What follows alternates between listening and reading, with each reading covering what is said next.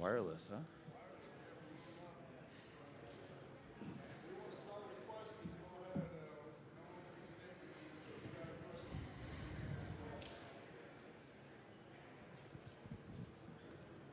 Welcome back.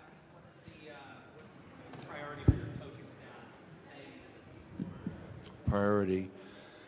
Priority is always trying to get our new guys acclimated as quickly as possible. Russell Westbrook, Dario Saric, having a great training camp. We have 4 days of practice before we head over to Abu Dhabi. And then getting off to a great start. I think it's so important for us to attack October, attack November, and start to feel good about ourselves, get that confidence back. Just met with the team for around 25 minutes and talked about a lot of things last season, this season. And the interesting thing is this. When you win a championship and you don't repeat, everybody says you failed. So the pressure of that is immense. And obviously no one's done that since Golden State in 2017 and 18. And I went back and looked at all the teams since then that won it and what happened the next year. And we probably had one of the best seasons you could have while not winning it. And obviously difficult loss in the second round, and hopefully we've all used that as motivation to come back better individually and collectively. But I think the group is excited. We've had a really good off season, and I think everyone's excited to get started tomorrow. I know you're one for reflection, obviously, after last season. Just in all of the conversations that you've had with the coaching staff, with the players, with the front office, just what's something that you're looking to improve, something that maybe didn't happen last year that you can translate to this season? Oh, there's a lot of room for improvement. That's the great thing about it. You tie a franchise record, 57 wins, but you can improve across the board. We were 11-11 in games decided by 5 points or less. We were third place in our division, the toughest division in the league, behind Minnesota and OKC. Our win percentage against playoff teams wasn't where it needs to be. We dominated the teams below 500, but we can do a better job of winning and beating the great teams. Our rebounding, we have to be a much better defensive rebounding team, which I think will help us become a better running team. 2 years ago, we were top 5 in transition offense. Last year, we were 17th. And it can't be just because we have Russell Westbrook now, we're going to be a better running team. We all have to share in that. We're a top 10 three-point shooting team, but we were last in attempts. How can we generate more open looks, more looks? And the reality is, if Jamal Murray takes one more three per game, Michael Porter takes one more three per game, Nikola takes one more three per game, we go from 30th to 15th. So I know a lot is made of that, and the number we shot last year was the same exact number that we shot the year before. But we have shooting, we have really good shooters. So let's try to get 35, 36 threes up per game, as long as they're the right types of threes. But yeah, there's so much room for improvement. And the one thing on the flip side of that, Ryan, is reminding our guys of just how dominant of a team we've been. After a season where everybody says you failed, it's my job to make sure that we don't read all that bullshit. We're a good team. Last 6 years, no one in the West has come close to doing what we've done.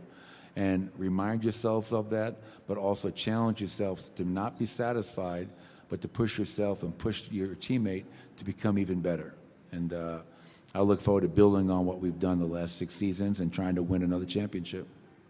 Coach, over here. Big announcement this morning with 9 News, the partnership over the air for 20 games on, over the air. How big is that for the Nuggets fans to be able to see some more games on television? It's huge news, great news, and obviously I know it's something that Josh and the entirety of KSE have been working very hard on for a long time now. And as you mentioned, the most important part of that is for our fans. I feel we have the best fans in the NBA. And they've been a huge part of our success. And now the fact that our fans can watch the Nuggets play is going to be great, because that's one thing you hear as you walk or drive around town, is that there's people that haven't been able to watch the Nuggets or the Avalanche. And, obviously both teams are in the middle of historic runs with great players, and we want our fans to see as many games as possible. So I thought that was great news.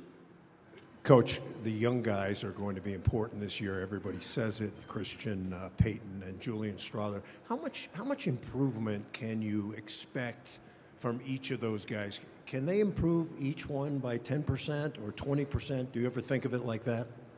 I never think of it from a percentage standpoint, Chris, but obviously, losing KCP is a big loss. But now you have two guys in Christian Braun and Julian Strawther who are more than ready and willing and able to take over that opportunity.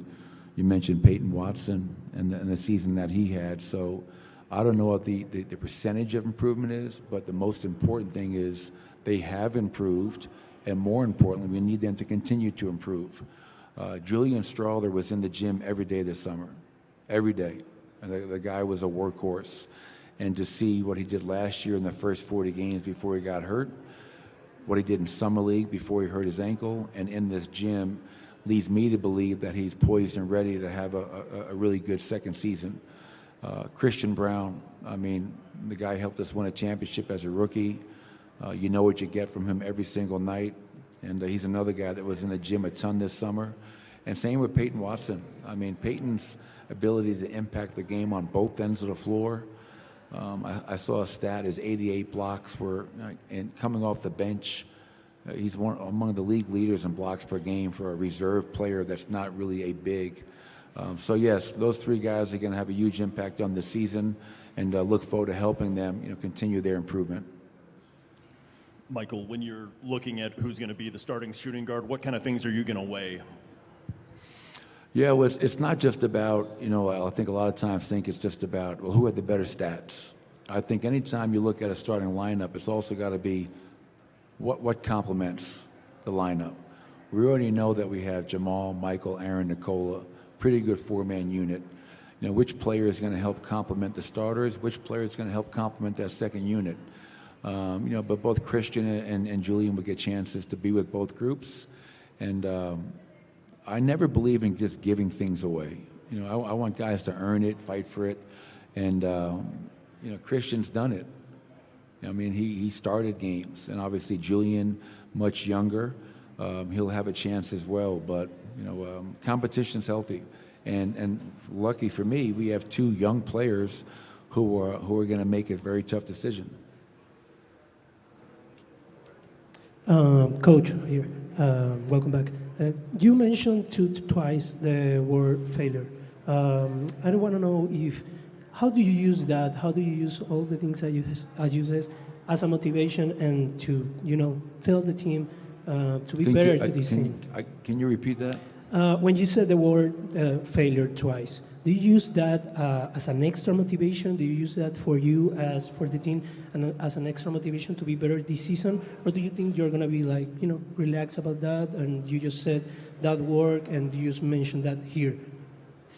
Well, the way I use the word failure is that from the outside, everybody views our season as a failure because we didn't win it.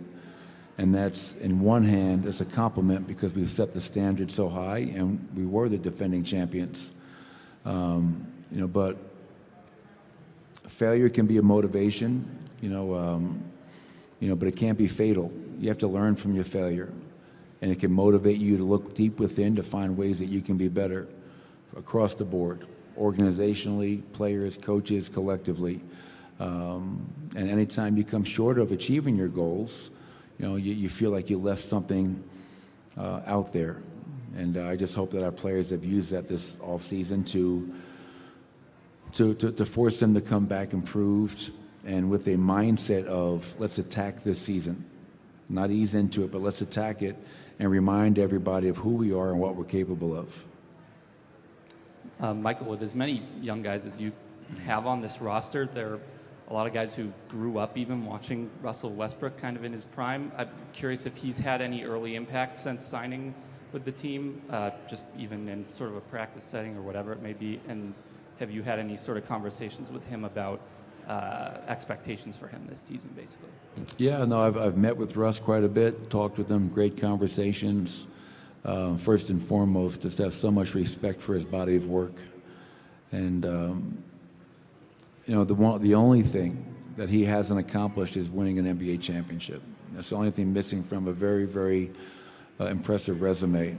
And he saw something in this team, this group of players, this franchise, where he wanted to be a part of that. And that speaks to, what we have going on here.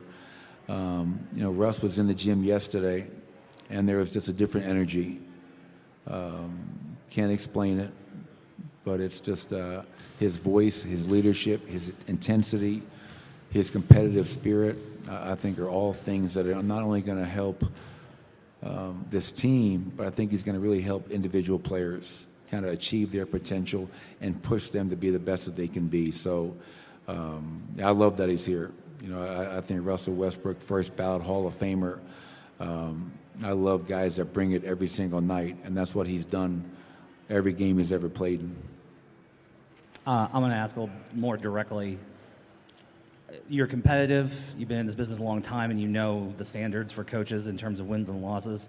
A lot's been made of the front office's movement towards addressing CBA challenges with young players, and then the competition with that, with trying to win a title. What's your view on trying to approach this season and any potential disagreements or conflicts that there might be between your priorities as a coach and what the front office has to do? Well, me, Calvin, Josh, I think as long as we're aligned and communicating and collaborating and also challenging each other, like Calvin and I shouldn't always agree. If we're always agreeing, then we're not really accomplishing what we need to accomplish. But through those disagreements and through those conversations, you come to a greater good. And this is a reality. I mean, like you look across the NBA landscape, teams are letting great players walk because they don't want to approach that really dirty word of second apron. And as a coach, I have to educate myself because I put blinders on. How do we win the game tonight? But I have to give respect to Calvin. I have to give respect to Josh and understand that it's more than just tonight. It's also a much bigger perspective on how we're going to be set up for success, not just tonight and this season, but for down the road. And all you ever want as a coach is to have the support from your front office and have the support from your ownership group. And I have that. I've had that from day one. And I feel very fortunate to have the relationship that I have with both Calvin and Josh because I've been around this game a long time, and I know that doesn't exist in a lot of places. Coach, you've said a lot that, dynasties aren't linear. And, you've brought up the Spurs in the past in terms of they've never won any. They didn't win back-to-back, but, they won a number of championships over a number of periods of time. What does that look like for you if you guys are to kind of approach that kind of franchise where that kind of championship level staying power? And how important is that to you guys, going into this year to kind of accomplish something like that? Oh, it's really important. If you're not striving to be the best, what do now you're just wasting time. And like Moses Malone used to say, ain't no half-stepping. If you're going to do it, do it. And I think we have a locker room of 21 players down there, excited for camp, but also excited for what the season holds. And, Jamal Murray said something really interesting. Like, he reminded his teammates, don't take this for granted. Like, we have a championship window. Not every team has a championship window. And what do? Do you take advantage of that, or do you look back in 20 years and have regrets? And the vibe and feel I get from our players is that they tasted success. They tasted being feeling what it's like to be on that mountaintop. We were knocked off last year. So, let's get back up. Don't feel sorry for ourselves and continue to work. But I made the point about San Antonio because everybody wants to repeat, but they never did that. But they had a standard of excellence year in and year out. When you ask anybody in the NBA community, they'll say, hell yeah, San Antonio definitely had a dynasty. And, you want to be remembered as a team that achieved greatness. And hopefully we can do that. That's our goal this year. And I'm excited to start this journey with everybody in this building pulling in the same direction. Coach back here. What position is Peyton? And I don't mean like shooting guard, small forward. I mean like on offense, is he, along the perimeter, or is he in that dunker spot? On defense, do you see him more up top, guarding point of attack, or do you want him a little bit closer to the rim as that secondary shot blocker? All the above, and the reason I say that is because in today's NBA, I think versatility is such a key word. And so you talk about Peyton offensively. Can he play along the dunker and mimic what Aaron Gordon does with Nikola? Of course he can, and I think he's going to get better and better at that. Can he be a guy that catches on the perimeter and go and catch and attack the rim? We were, I think, 29th in free throw attempts a game last year. Peyton Watson should be living at the foul line. He has to have that attack mindset. He shot around 29 from three last year, and we have a goal for him this year to be obviously 35 or higher. Lofty goal. He's put the time in. He's put the reps in. And if teams are going to leave him open, he's got to make them pay. Defensively, what I love about Peyton is he can guard Steph Curry one night. He can guard Kevin Durant the next night. He can guard Karl Anthony Towns maybe the night after. And so I think it's my job to put him on the best matchup for us. Who can he go out there and stop? And I think it's important for Peyton to continue to work on his offensive craft, but always come into every game thinking, how can I dominate defensively? Because when he does that, that ignites our break, and that's when I think we're at our best. I think Peyton's offensive and defensive versatility is very impressive, and you'll see him probably all over the court doing a lot of everything this year. Coach, staying on the topic of defense, you mentioned the absence of KCP. Last couple of years, you've had the luxury of being able to assign him to the best guard on the other team. How do you envision it working now? Who guards Steph Curry, John Morant, the smaller guards? You have a number of guards that are eligible. How do you see that working out, guarding a smaller guy? Yeah, well, I think, just look at the job Christian Brown did in the playoffs. I thought Christian's defense on Anthony Edwards, one of the tougher perimeter players in the league, was really impressive. So I think Christian Brown has shown and proven to me that he's willing to take on that responsibility. It's funny, I think when people talk about Russell Westbrook, no one really mentions defense. They mention how quick he is, how explosive he is, the rebounding, the playmaking. When we went back and watched as a staff his defense last year with the Clippers, end of games, he was on the opposing team's best player every night. Every night. So you have a guy that you can close games with in Russell Westbrook, who knows the league, knows personnel, has a respect of the officials, and has a competitive, I'm going to get in your shit mindset that I love. So, and other people as well. We talked about Peyton Watson being a guy that can guard bigs and smalls. And I've seen Jamal Murray be a guy, when locked in, can be a great defender. So it's going to take all of us. I'm not going to put it on just one player. We were a top 8 defense last year. Our goal this year is to be top 3. And I think we have that within us. Michael, this is 10 years with the Denver Nuggets, a lot accomplished there, but I imagine it's a double-edged sword. How do you concern yourself at all with keeping the message fresh and not letting the room get stale? And as a second point, is there anything with the team where you look at, even though we've had success, for the sake of keeping things fresh, let's try to add new wrinkles, new roles and responsibilities to different guys? Yeah, I mean, I'm not the same coach I was 10 years ago when I first got here. And one thing that we always do, Adam, is that we take a deep dive and look within after each season, try to identify whatever blind spots we may have, but also trying to find ways to keep things fresh for Nikola, for Jamal, 10 years, 9 years, for Michael, for Aaron, guys that have been here, expanding packages, creating new packages, trying new things defensively, coming up with new drills in practice. And what also helps is as you bring in new players, like a Deron Holmes, like a Trey Alexander, Russell Westbrook, Dario Saric, I think new blood comes in here also allows you to kind of keep it fresh somewhat. I think I hate monotony. I hate doing the same thing every day. And I think we've done a pretty good job of trying to challenge ourselves to to keep things as fresh as possible, but by also not losing sight of how and why we've been so successful. And our culture has kind of been a mainstay. That hasn't changed. The people around it, the philosophies on offense and defense may change, but at the end of the day, at our core, we have to maintain our Denver Nuggets culture and be disciplined and adhere to that.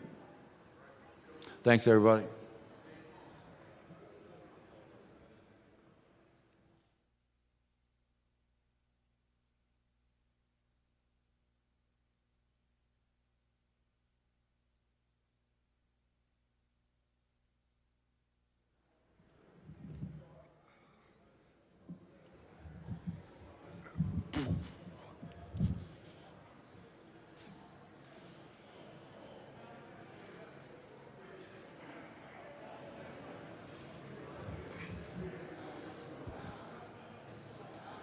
Calvin, I'll start, I guess, with sort of an order of business that could be coming up for you guys. You've got Aaron Gordon extension eligible starting tomorrow. I'm just curious how you guys are approaching that and if you're confident that you'll be able to get something done with him soon. Yeah, tomorrow's 9/27 actually the first day we can formally start negotiations. Hopefully we have some productive talks with his representation and we're able to find a deal that we're both satisfied with. He's been an integral part of what we've done, and I'd like to keep him here for a long time. Cal, I was curious about the acquisition of Russell Westbrook. In your mind, what does he bring to the team? And also, how much influence did Nikola Jokic's decision to endorse Westbrook coming here affect the transaction? I'll work backwards here. I think Nikola's done a really good job of, letting us do our job. I think him and Russ do have a relationship, and I think he has a respect for his game. But it was a collaborative decision between Josh, Coach Malone, and myself to bring Russell in. We think he's going to bring so much to the table as far as energy, athleticism. Early signs is maybe, he might shoot it a little bit better than people expect him to. Watch him shoot in the gym. It's definitely not going to be something he depends on a lot, but that'll be a great benefit if he can, have some good three-point shooting games. But I think you bring in a first ballot Hall of Famer that's a winner that competes, and I think he's going to push a lot of guys around here. Calvin, obviously, big order of business this offseason, getting a deal done with Jamal Murray. Just what went into those conversations with him and what ultimately allowed you guys to come to a decision on him? Well, I think, some things have been made of the amount of time, but I think it's a natural course of negotiations. And we both found a deal that we're satisfied with. And, Jamal's been fantastic for us over the years, and I think he'll continue to do so. Calvin, I guess when you unpacked last season, what did you see and what kind of went maybe wrong at the end, and how did you address that in the offseason? Well, I think Coach Malone alluded to it. We've talked a lot with the Rams guys, and repeating is the hardest thing you'll do in sports. It brings on a lot of different pressures and tensions, and I think fatigue, quite frankly, from the start of the season. I don't think the in-season tournament helped that. Brought out a lot of people's competitive spirits, and I think we used a lot of energy in that first part of the season trying to win games. So, but I think it was a great experience for us, and we just have a even greater appreciation of how hard it is to win, both before and after. Calvin, could you sort of what's your vision, I guess, for what Dario Saric can bring, and how do you kind of hope to see him used, I guess, within different lineups and at different roles, I guess, between center, power forward? He's just a really good player. He can shoot, he can play make, he can rebound. Defense is probably the biggest question, but he has some smarts and physicality that will help there. And then we have guys like Peyton Watson, who's such a great rim protector, and I think that should help some too. But I think his versatility, I think you can see it. We'll have the ability maybe to rest Nicole a little bit more during the regular season. And I think he can play with or without Nikola, with or without Aaron Gordon. Calvin, the announcement today with 9 News, seeing 20 games there over the air for the fans, just what's your reaction to that, how important it is? Yeah, I mean, I was apprised of the news about an hour or so ago. I haven't really dug into the details of the deal, but I know I'm excited for people to live in the Denver metro area. I know it's been a long time where some people have been locked out of seeing local games, so I'm excited for the opportunity for the whole market to get to watch our games. Calvin, you guys as a franchise, have always talked about, being a franchise with staying power at a championship level. How important is this year to that, knowing that you guys won one and you guys came up short one year, and this is kind of like the third year, and it could kind of be like a tipping point in that year to what we look back on what this deterioration of the Nuggets were? Yeah, I'd like to look at it. In a best case scenario, I think Nikola has like a prime 10-year contention window, and if you count the first year of that when Jamal got hurt, I think we're about halfway through it. So we probably have about 5 more single shots, and all those shots count. So we want to try to, if we hit one of them, it's great, and the earlier we hit it, the more we can have other conversations about other things. But it's going to be incredibly hard to win another one. Calvin, on one hand, you have the new CBA, which obviously hasn't just impacted this team, but a lot of teams around the league. On the other hand, you have the fact that very few free agents are actually hitting the market, and most people are re-signing their key players. How do you kind of navigate between those two priorities going forward with a limited free agent market versus the problems that the second apron presents? I think it's all encompassing. I think, our guys performing well and winning a lot of games, which, ups their value, so to speak. And I think there's been a lot of conversation about winning or developing. I'm a big fan of Jim Collins, read the book Good to Great, and what we've been trying to accomplish is and, not or. You can win and develop. Like, once you've won, you have an obligation to develop. Oklahoma City's sufficiently developed their team, now they can try to win. So I think we're obligated, in order to be great, to try to do both.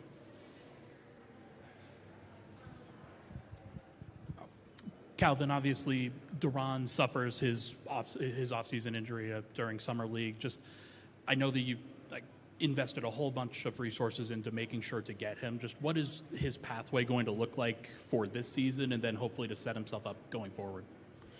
I mean, a whole bunch of resources. I think it depends on how good he ends up being.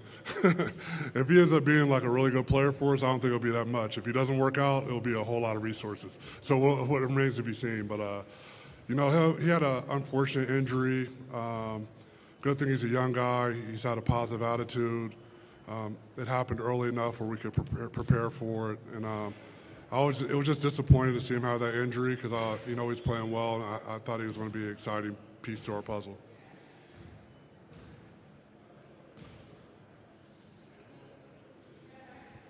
Every season you come in with a vision. First year you bring in defenders like KCP, Bruce, Christian, and Peyton. Year 2, more focused on shooting, Julian, Hunter, Jalen. And then this year, kind of what was your focus, or did you take a more wholesale approach, I guess?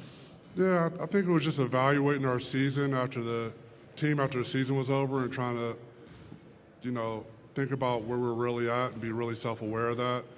And I know the bench has always been a consistent theme every year since I've been here, prior to even making the playoffs. So, obviously I feel like adding Russ and Dario to our bench and I think we have 9 real guys. And then obviously we have, Blocko and Zeke and a couple other young guys. But, we have, I think, 9 guys that will be in everybody's rotation in the NBA. So I think if we can stay healthy, I think we're in a pretty good spot. Calvin, with the shooting side of it, you guys were last in volume last season. With the offseason moves that you made, obviously you guys lose not just KCP but Reggie, Justin Holiday. How do you kind of evaluate where you guys are at from a three-point shooting standpoint and how to kind of keep up, I guess, with the large volume that has been the trend in the league for several years, especially with Boston winning it last year? I think there's 2 aspects to that question. One's more philosophical in nature, and I'll deal with that second. The other one is we are riding a fine line with our shooting. When you have Russell Westbrook and Aaron Gordon and Peyton Watson all in your rotation, I think Christian should be left out of that conversation when he shoots 42.9% above the break last year. So, but like, it is going to be a fine line. It's something we have to monitor. If we need to address our shooting at the trade deadline, we'll do it. We have a couple young guys in tow. Maybe if we have some injuries or something, maybe they can show they can make shots under pressure. But it's something we definitely need to monitor. I think it's a philosophical question. If you're better than somebody, right? Like Nikola Jokic is better than everybody in the world. Like, why do the same thing they can do and make it random? Like, if we shoot the same number of threes as the worst team in the league and they make more than us that night, they might beat us. Nikola Jokic should not lose games like that. So I think part of it's part of that equation is the fact that we have the best player in the world, and the way he plays a game and manages a game is in a way where we don't get a lot of three-point shots. I mean, he's the best floater shooter in the league, one of the best mid-range shooters in the league. Michael Porter Jr. shot 55% on mid-range shots last year. So, like, I think it's just it's a more complex conversation than just like we don't have enough shooting and what do we need to do to address it. Calvin, can you paint a picture for what success would look like for Peyton Watson this season in your mind? And is there one thing in his offensive game that you would like to see him expand or show more of this year? I think Peyton's a very talented young player.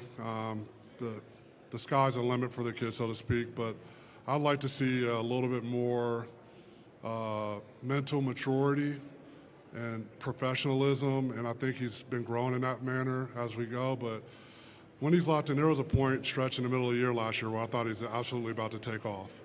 And, you know, I think him handling those moments and still working and still staying focused and actually taking that step is probably the thing I'm monitoring the most. On the court, I mean, like, his defensive impact. First year, I think we've been top 10 in defense.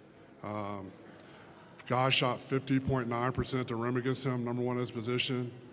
I think him and Nikola accounted for the 13th best defense by two-man combinations. So, like, I think his defensive impact is just like it's hard to measure. First guy in NBA history, and these thoughts are so innocuous because you can come up with a query and put them together. But I thought this one was pretty interesting. One of you guys probably put it out there, but it was what was it? It was 80 blocks, 40 steals, 43 pointers made in less than 20 minutes. Pretty impressive for a guy like what he averaged at UCLA, and was the last pick of the first round.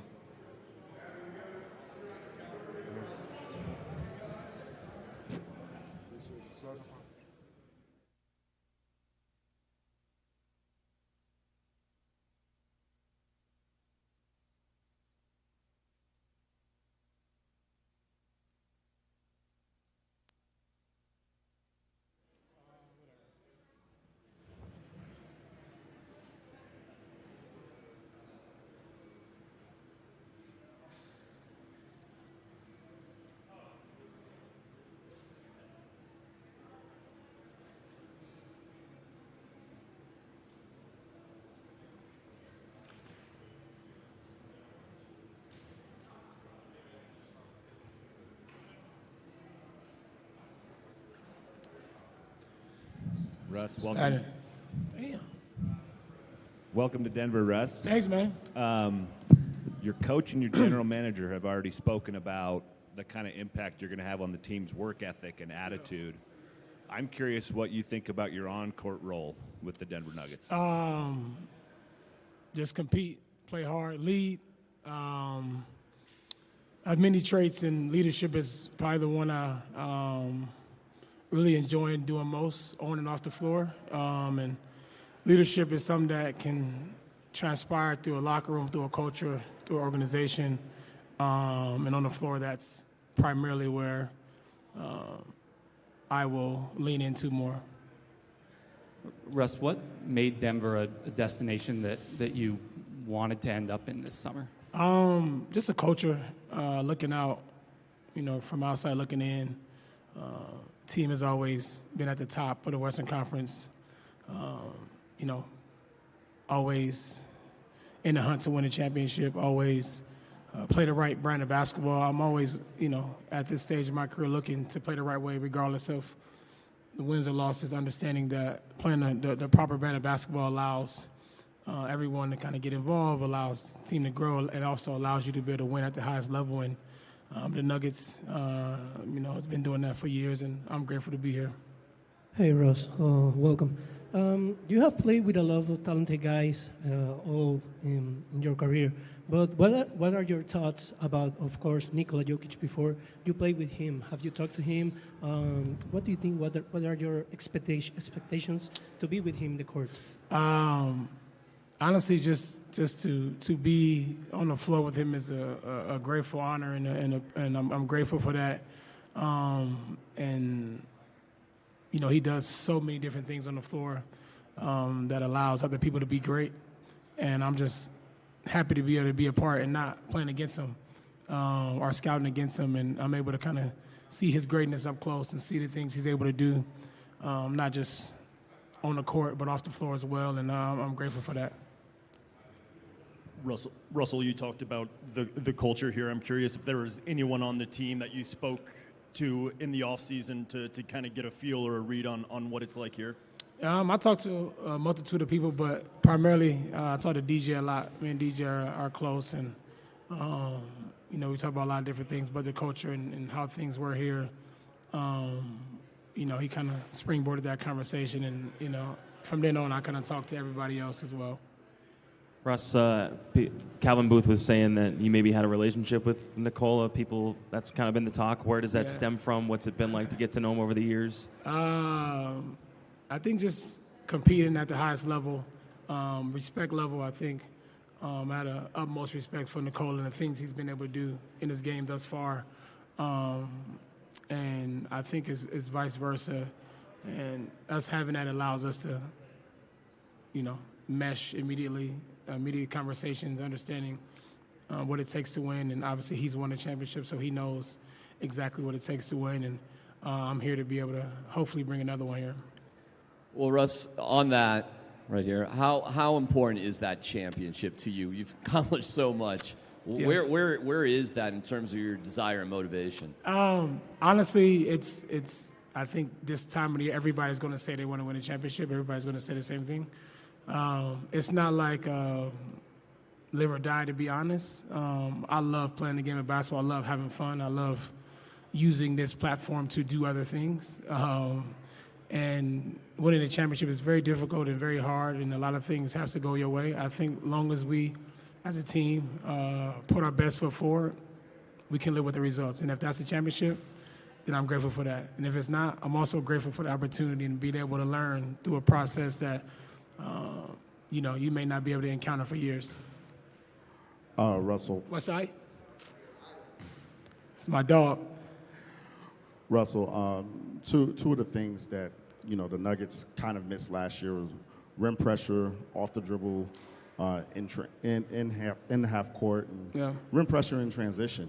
When you make the decision, kind of in free agency, did that play into it? And because those are two things that you have done, traditionally over the course of your career, that those are kind of some of the strengths of your game. Yes, and also just understanding, what the team and the coaches will ask of me. That conversation is yet to kind of be had, but I do know some of my strengths and things I can bring to a team. And rim pressure, not just for scoring, but pace and understanding I can get in the paint to create for other people, to me is what I'm most likely looking forward to. Russ, you had a very busy offseason with Westbrook Academy. Can you just explain to a lot of people what that process was about? It's years in the making, man.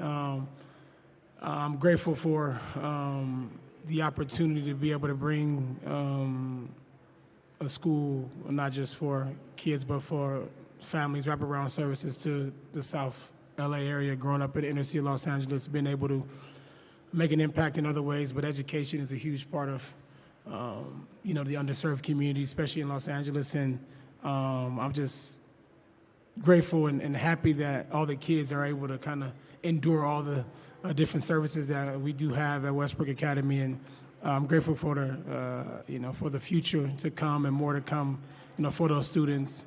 And it's a blessing to be able to do something like that, especially in Los Angeles. Russ, here on your right.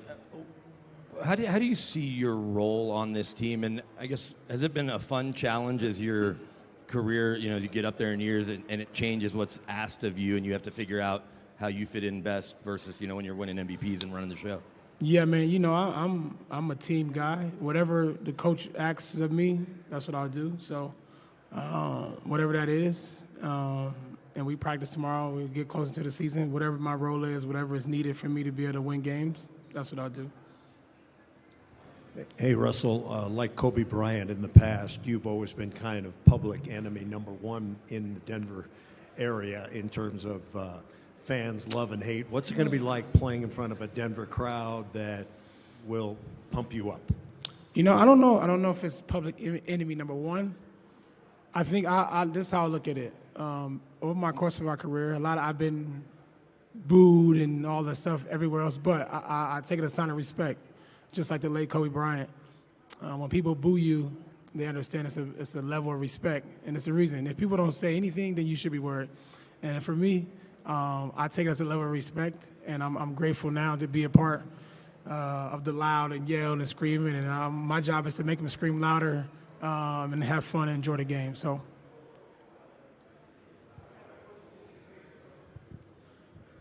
Russell, you're joining a point guard room with Jamal Murray. Just what are those conversations? What are those moments, like on and off the court, do you think are going to be like, just with somebody as competitive as him and as you? It's going to be great. My job is to be able to push Jamal to be the best he can be, and play the highest level he can. He's an unbelievable player, and he still has so much room to get better in a lot of areas. And I'm grateful to be able to be here, to be able to help him along the journey, and vice versa. I'm always open and understanding and be able to learn from other guys as well, because that's how you expand your game. That's how you stay around longer, and I'm grateful and looking forward for the opportunity. Russ, we just saw Peyton called you his idol. Yeah. How excited are you to tap into his potential and be around him a lot more as Cali guys? Very excited. Peyton is excited. He's young. He's ready to compete, and my job is to be able to teach him some of the things I've learned over the years, understanding how important it is to be able to not take a game, a practice for granted, and understanding how important this part of his life is, and have an opportunity to be able to play in the NBA and understanding what that entails for him and his family. And I'm going to tap into him all areas, not just basketball, but life. And, that's a part of leadership as well. So. You've touched on the leadership aspect a couple of times. This is a pretty young roster in a lot of areas, with guys who were even growing up watching you play earlier in your career. What's it kind of just been like to be around all those guys so far, even at workouts in that kind of setting? And it's good. It's probably this is probably last year, not so much. This year is probably the first time I've heard like a lot of different stories from some of the young guys of when they saw me play when they were in high school or when they saw me play years ago. So hearing some of those stories is, one, inspiring for me. I love to just know and understand and understand people's journey and how, their why. So it just gives me more confidence, and it pumps me up more to be able to tap into them more and lead them in a way that they've never been led before. So, Russ, have you... Over here. Yeah. Russ, have you and Nikola talked about the triple-double race at all? How do you No. anticipate your game meshing in that regard? No, we have not. Have not had a conversation about it, and I don't know if there's a race or not, but we have not talked about it at all. Nikola is, the best player in the world, and he's playing at the highest level, and all we care about, and he'd probably tell you the same, is winning basketball games, and that's it. Russ, you talked about mentoring Peyton and trying to help him along and teach him about the game and life. Did you have a player when you came into the NBA that helped you along, that that showed you the way, so to speak? Yeah, I mean, when I was in Oklahoma, Nick Collison was, we're still friends to this day, helped me in so many different ways. And, you know, he probably doesn't even know this, but just off the floor, how he manages everything else besides basketball allowed me to be able to be, you know, a good basketball player at the time. And I'm grateful for him and his knowledge that he shared with me as a young player coming into the league. Awesome. You're glad you're not scouting against Nikola anymore. Yep. What was the experience of trying to scout him like on previous teams that you've been on? Good luck. That's it. You just hope that he missed, or I hope it's nothing you can do, which is, you know, you want to be able to be on the team with somebody that's literally unguardable, and I'm grateful to be on this team. So. You're known as pretty intense. Yeah. Have you mellowed at all over the years, or are you going to rage to your last breath? Let me think. I'm never changing. I'm not going to change who I am. I'm not going to change anything about me. My intensity, and I think that the people confuse like intensity with competitiveness. And like when I compete, like I don't know, when I'm on the floor, I don't want to be walking around shaking hands, kissing babies. I don't really want to do that. I'm there to, excuse my language, but kick some ass. And besides off the floor, I'm chill, I'm mellow, I'm not as intense as you may think. I just like to have a good time and have fun. But when I am competing, I want to compete at the highest level, and that part of me will never change as long as I'm competing in this game, and I'm grateful for the opportunity, and, you know, the rest will go in history. Appreciate you. Yeah. Yeah. Thank you. We'll have DeAndre Jordan next.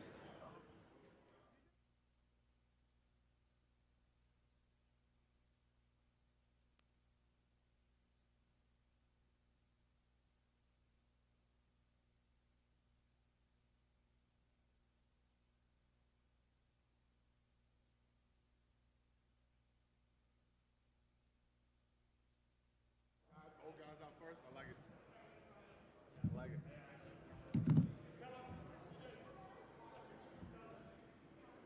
The reason why you entered the NBA draft and why you entered the NBA draft. Tell them, you know, I got the first question. Hello, guys. How are you? I'm not dealing with any of Russ's shenanigans today. Next question. Hey, DeAndre. What's your name and where are you reporting from? Russell Westbrook. I'm reporting from Denver Nuggets practice facility. Okay. First question. Welcome back. To Thank you. I appreciate that, Russ. I'm not sure of your history, but coming in draft, you know, you and Russell, same draft class. I know you guys competed in college. Right. Not sure how many times or not. Like, can you walk me back to that moment when you guys did play each other in college and going to the draft and just giving people some insight? Yeah. It was a beautiful, March afternoon in Anaheim, California. We're playing the UCLA Bruins that are, just up the street. So you could probably sense there was going to be some cheating going on. But ultimately, we ended up losing the game to Russell. Well, Donald Sloan got fouled at the basket by Josh Shipp and Darren Collison. It was not called, obviously, because we were in Anaheim. So Russell and his team went on to advance. And I don't know why I keep doing this stuff. Okay. Can we get some real questions now? DeAndre, as far as Russ said, he talked a lot with you to kind of get the pulse of the culture in Denver. Mm-hmm. What was your sales pitch, I guess, to him? I told him to just get his ass over here. We needed him to come here and play. Russ is obviously a great player. His game and track record speaks for itself.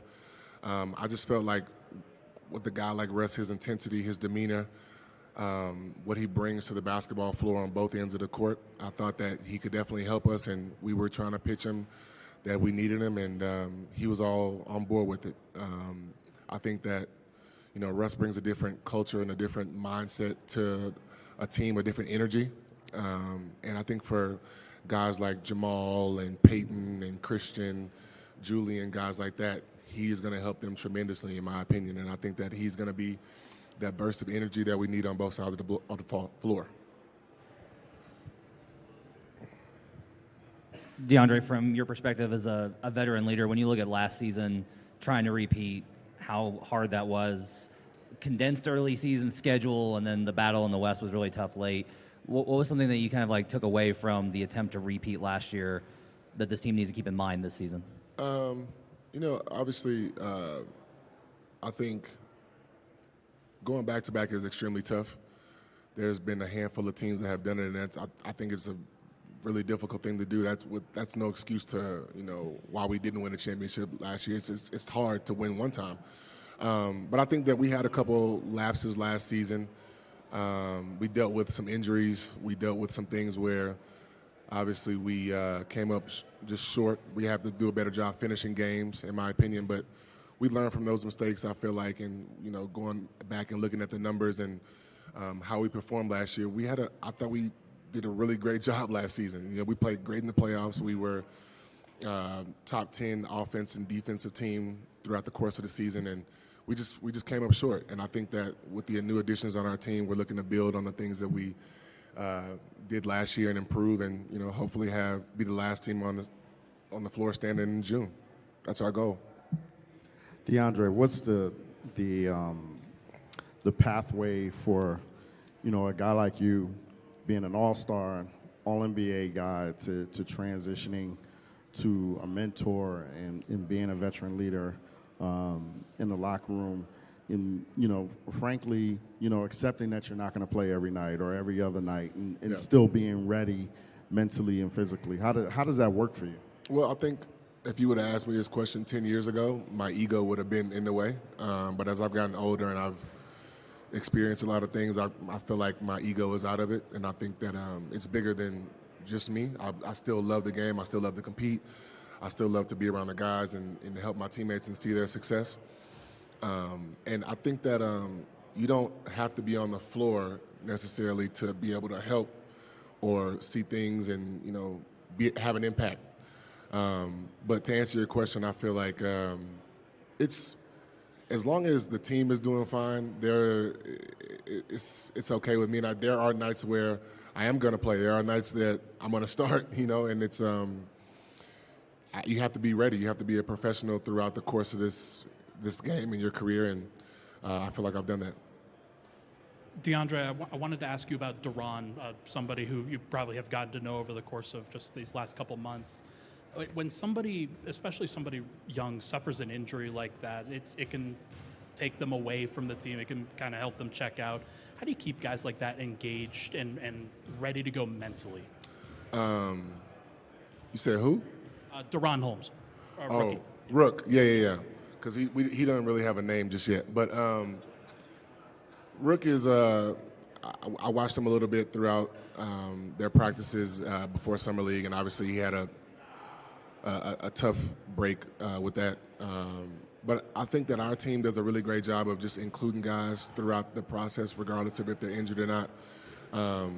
And his spirits have been high the past couple of days that I've been here. And we still laugh and joke and make fun and make him still do rookie stuff. He's off crutches, so he can walk around and do things that we need him to do. But I think just when you're injured, as long as you're around the team and you're still in the locker room, you still get that energy and you're not feeling isolated. I think that's the best part of that can help your rehab out a lot. EJ, was it an inevitability you'd be back, or was there thoughts you'd look elsewhere, you'd maybe think about? I just didn't clean out my locker, so I just was like,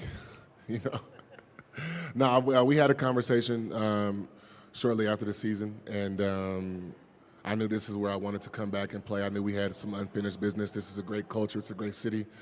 I love the team, the fan base, so it was kind of like it was a no-brainer for me. I really enjoyed my time here, and I had some more memories to make. So, all right, y'all have a good one.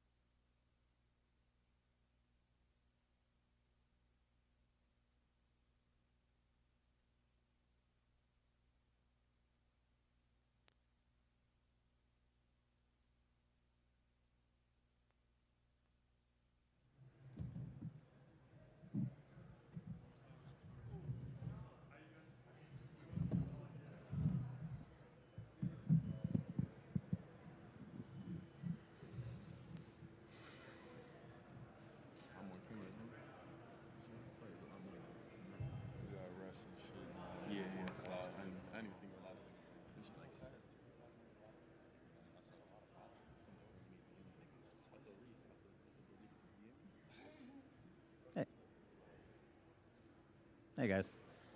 Question for both of you.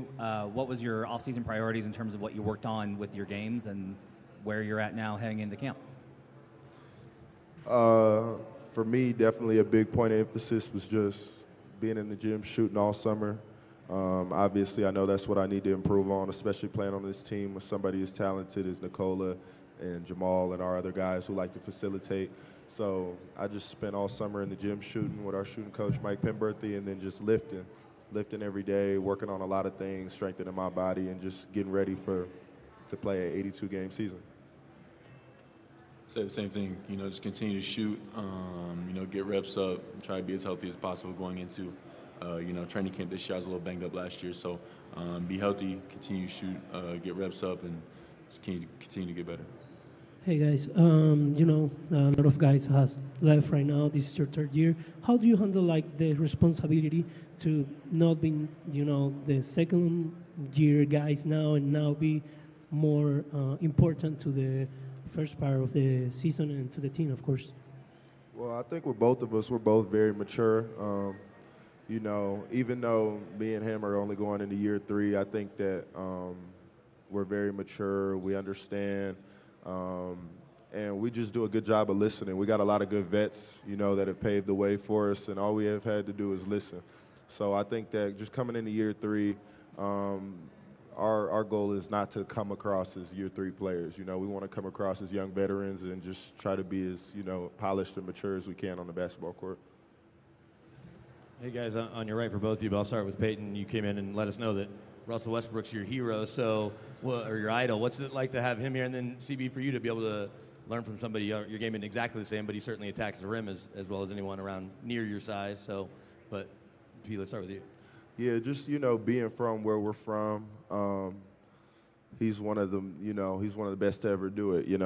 He represents our area so well, and that's something that I look up to a lot, and I want to do a good job of as well in my career. But just seeing his, his path all the way from UCLA to where he is now, being in year 17, year 18, it's been lovely to watch, and it's really a full circle moment for me being able to play with one of my childhood favorite players, idols. So, I'm glad to have him on the team.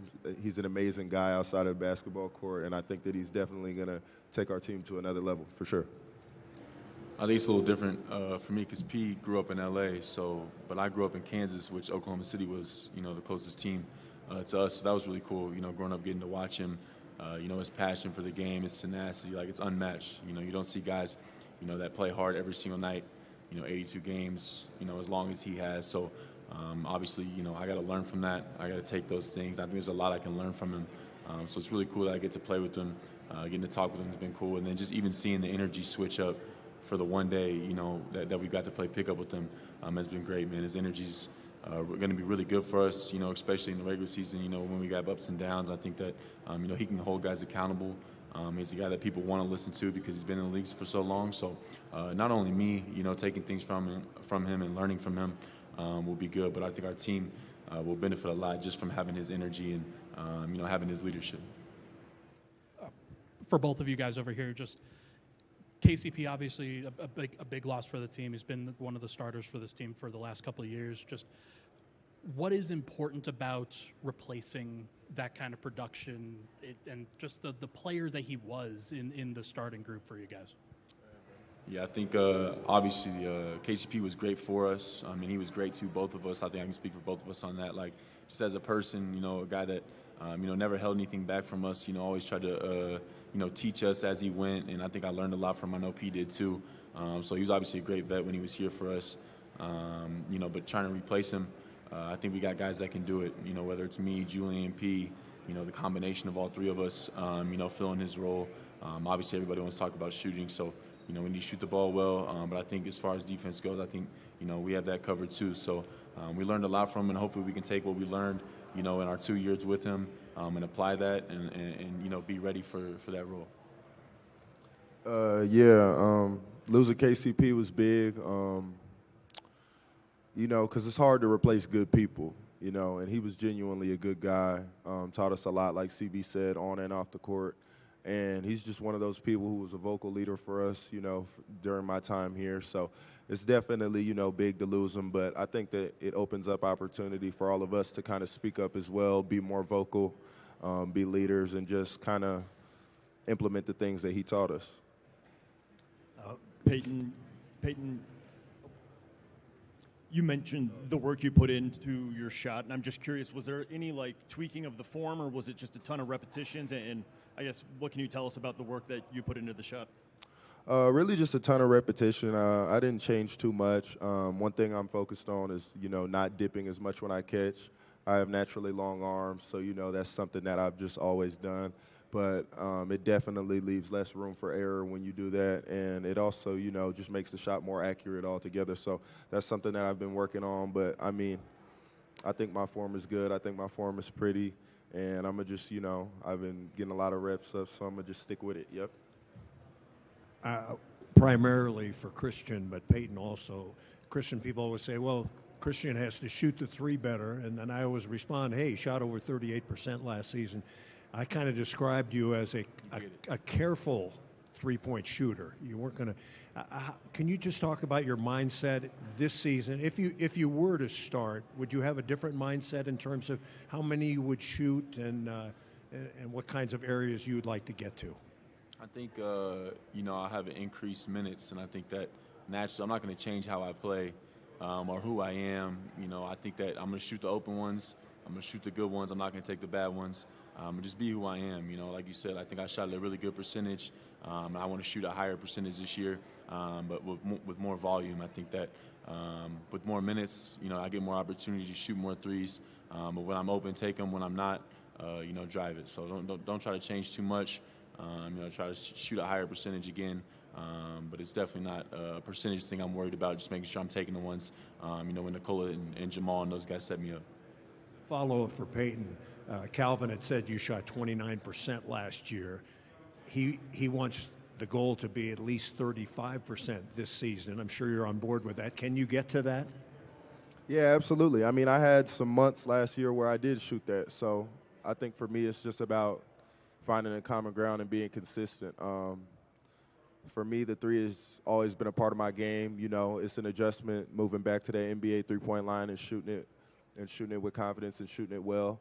But I think for me, it's just about continuing to, shoot them when they're open, like CB said, take what the defense gives me, and I'm confident in that shot 7 days out of the week.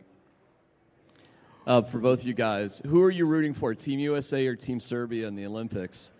And could you find yourself and see yourselves a goal playing for Team USA in the years to come? But I was wondering if you were as conflicted as a lot of people were in Denver watching that game. Well, I had a lot of, relationships with guys on both teams. So for me, I was more so rooting for the individual success of all my guys. Obviously, it's nice to see Team USA take home the win. But to see that masterclass that Nikola put on for the entire Olympics, it was just something that, I guess me and CB are used to seeing at this point. But to do it on the biggest stage in the world and with all the eyes on you, it was just another testament to how great a player he is. So I was definitely proud of Nikola for that. I'll say the same thing. It was fun watching Nikola and his run. Obviously, he was great, and he always is. So the Olympics were really fun, and then getting to see, the moment Steph had, in the last game was really cool too. So I enjoyed different moments of it. Obviously, I'm rooting for Nikola, but I'm also, rooting for us to win. So it was kind of conflicting, like you said. I think that's a big thing for everybody. Everybody wants to do that. Everybody wants to represent their country, and everybody takes pride in those things. So that'd be really cool, obviously.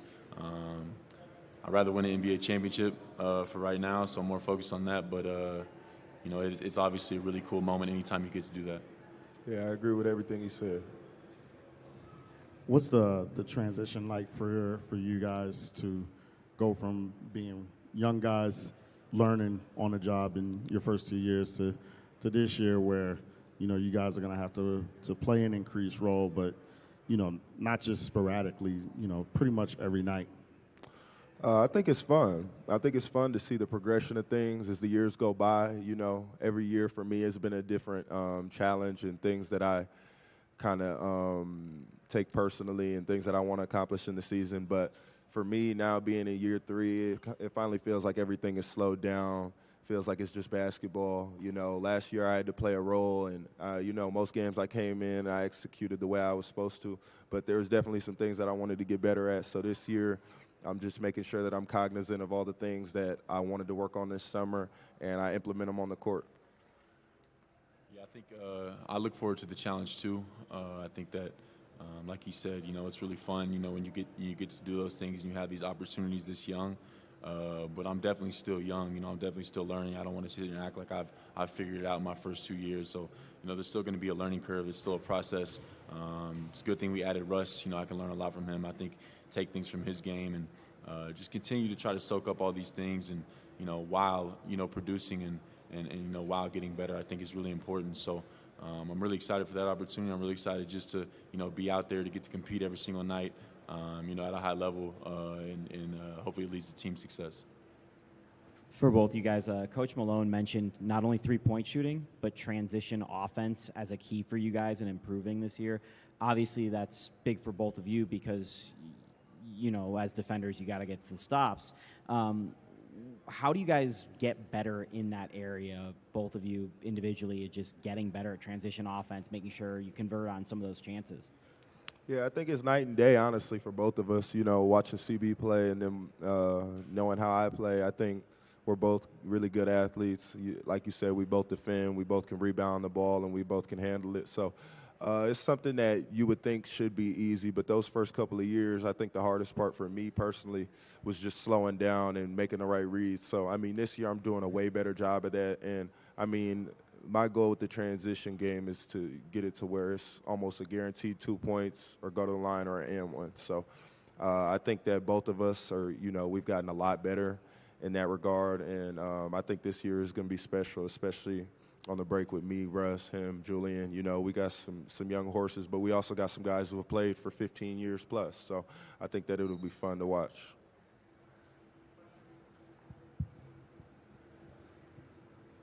Question for both of you guys. You talked about establishing yourself in year 3, being more like veterans. What, in your few years here, have you taken away from guys like Nikola and Jamal that will help you do that? One big thing you've learned from them. I think you try to take you know, a little something from everybody. Everybody has a different routine. Everybody, you know, approaches their you know, routine differently. I think Nikola, you know, you take certain things from him as far as work ethic, as far as, you know, being in the training room. You know, Jamal's competitiveness, you know, every night, you know, that he's out there, he's competing.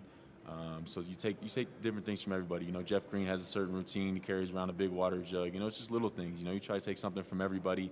And like I said, adding Russ, obviously Russ will have his things that he brings that we're going to take a little bit from him. So it's not you know, trying to take one thing from everybody. It's, you know, take something from each person. And I think that Ish Smith had an ice bath he did every day. So it was like just little things that I think I've seen guys do, you know, day in and day out.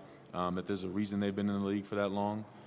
There's a reason DJ's been in the league, you know, for as long as he has. So, you know, you just got to look at those things, look at their routine, and take little things from each one of them. I was curious, both of you are regarded as very good defenders, particularly against big guys, strong guards. I'm curious, now with KCP gone, he would always get the Steph Curry assignment or the Ja Morant or the smaller guards. Can each of you just talk briefly about the challenge of guarding, like speedier guards on the perimeter? Honestly, I don't think either one of us will have a really big problem. I think we're both pretty agile, both pretty laterally quick. And just like I said, having 2 years under my belt, just knowing guys' tendencies, watching a lot of film, and having a feel for guys already is going to help a lot.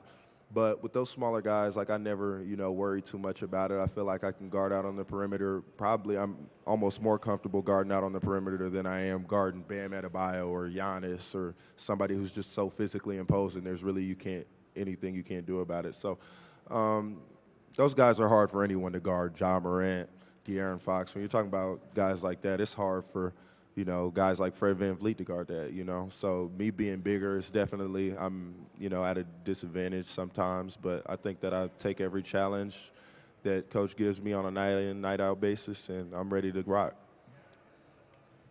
Yeah, I think in my few years and his few years, I think we've both guarded those guys already. You know, we haven't had as many reps as Pope, you know, obviously did, and Pope was so good at guarding guys like you said, Steph. But we've watched it, you know, we've learned from that, and we've also got our fair share of reps on those guys too. So it won't be new to us. It'll just be new doing it every single night for the amount of minutes we're going to do it. So I'm just looking forward, you know, to more opportunity and more chances to showcase what we can both do, you know, on, you know, whoever it is. Thanks, guys.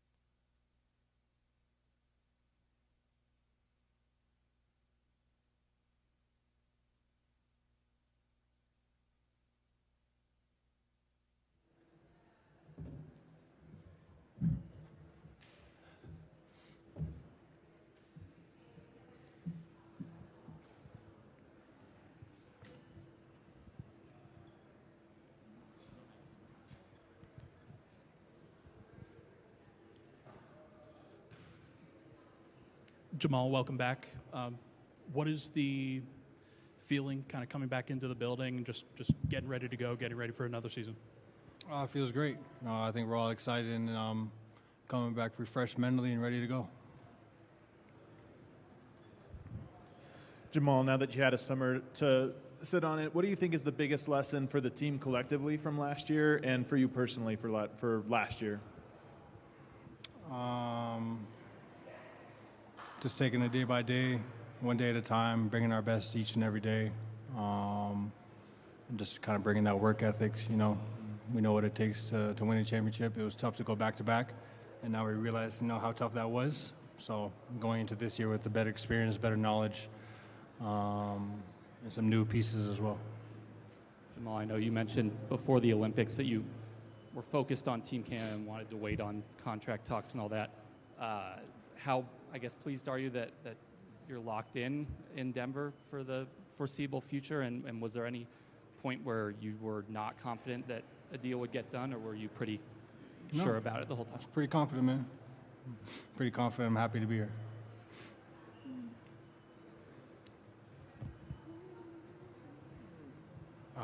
Jamal, how much are you looking forward to playing with Russell Westbrook? And what does his energy provide to this team? I mean, I think everybody knows what Russ brings to the table and the type of energy and passion he plays with.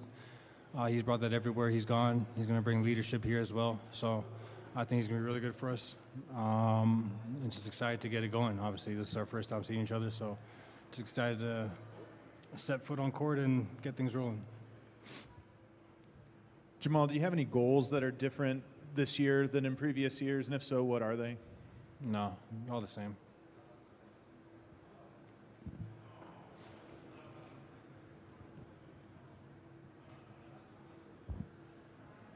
Jamal, sorry to be the guy to ask, but how are you feeling physically, or is there going to be any limitations to start this short training camp? No, feel good.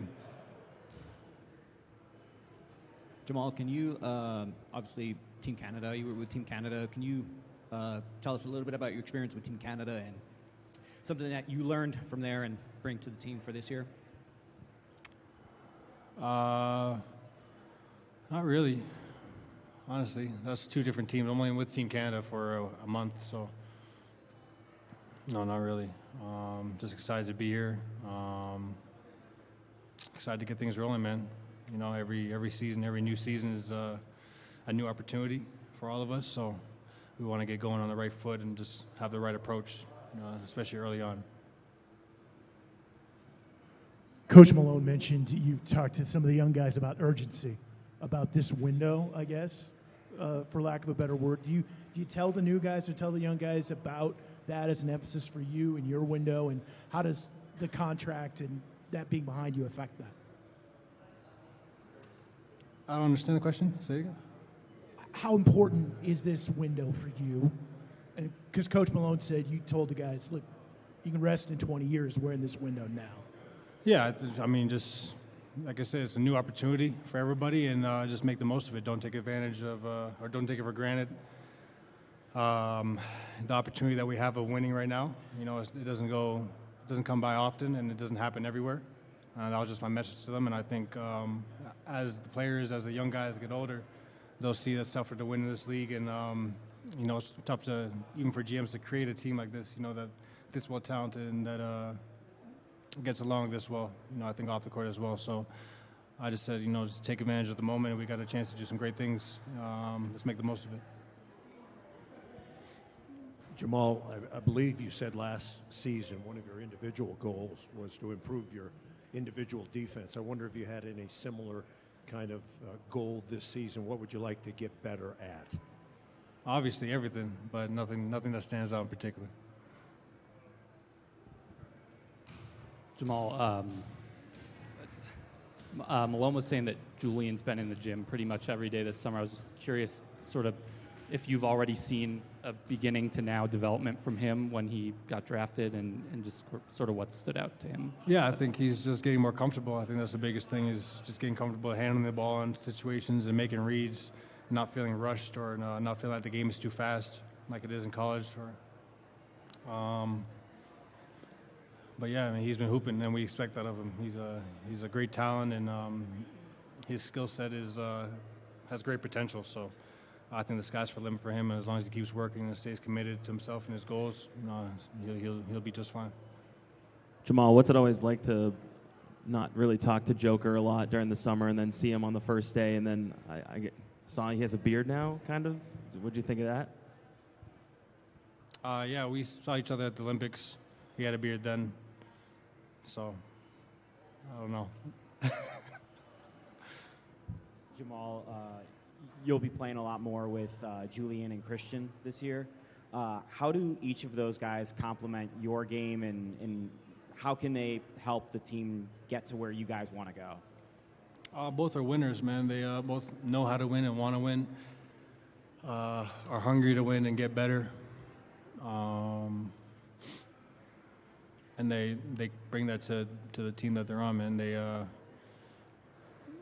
even in the huddles, they're not afraid to speak up or say something. You know what I'm saying? So that's why I can tell that they're going to be young leaders, just kind of coming into their own. So I've always expected great things from CB, and Julian's just proving to everybody that how lethal of a player he can be. Especially in these coming years, just needs some more experience, needs more playing time, needs to kind of go through the mistakes to have an even bigger leap. So, like I said, we're all really excited for those guys.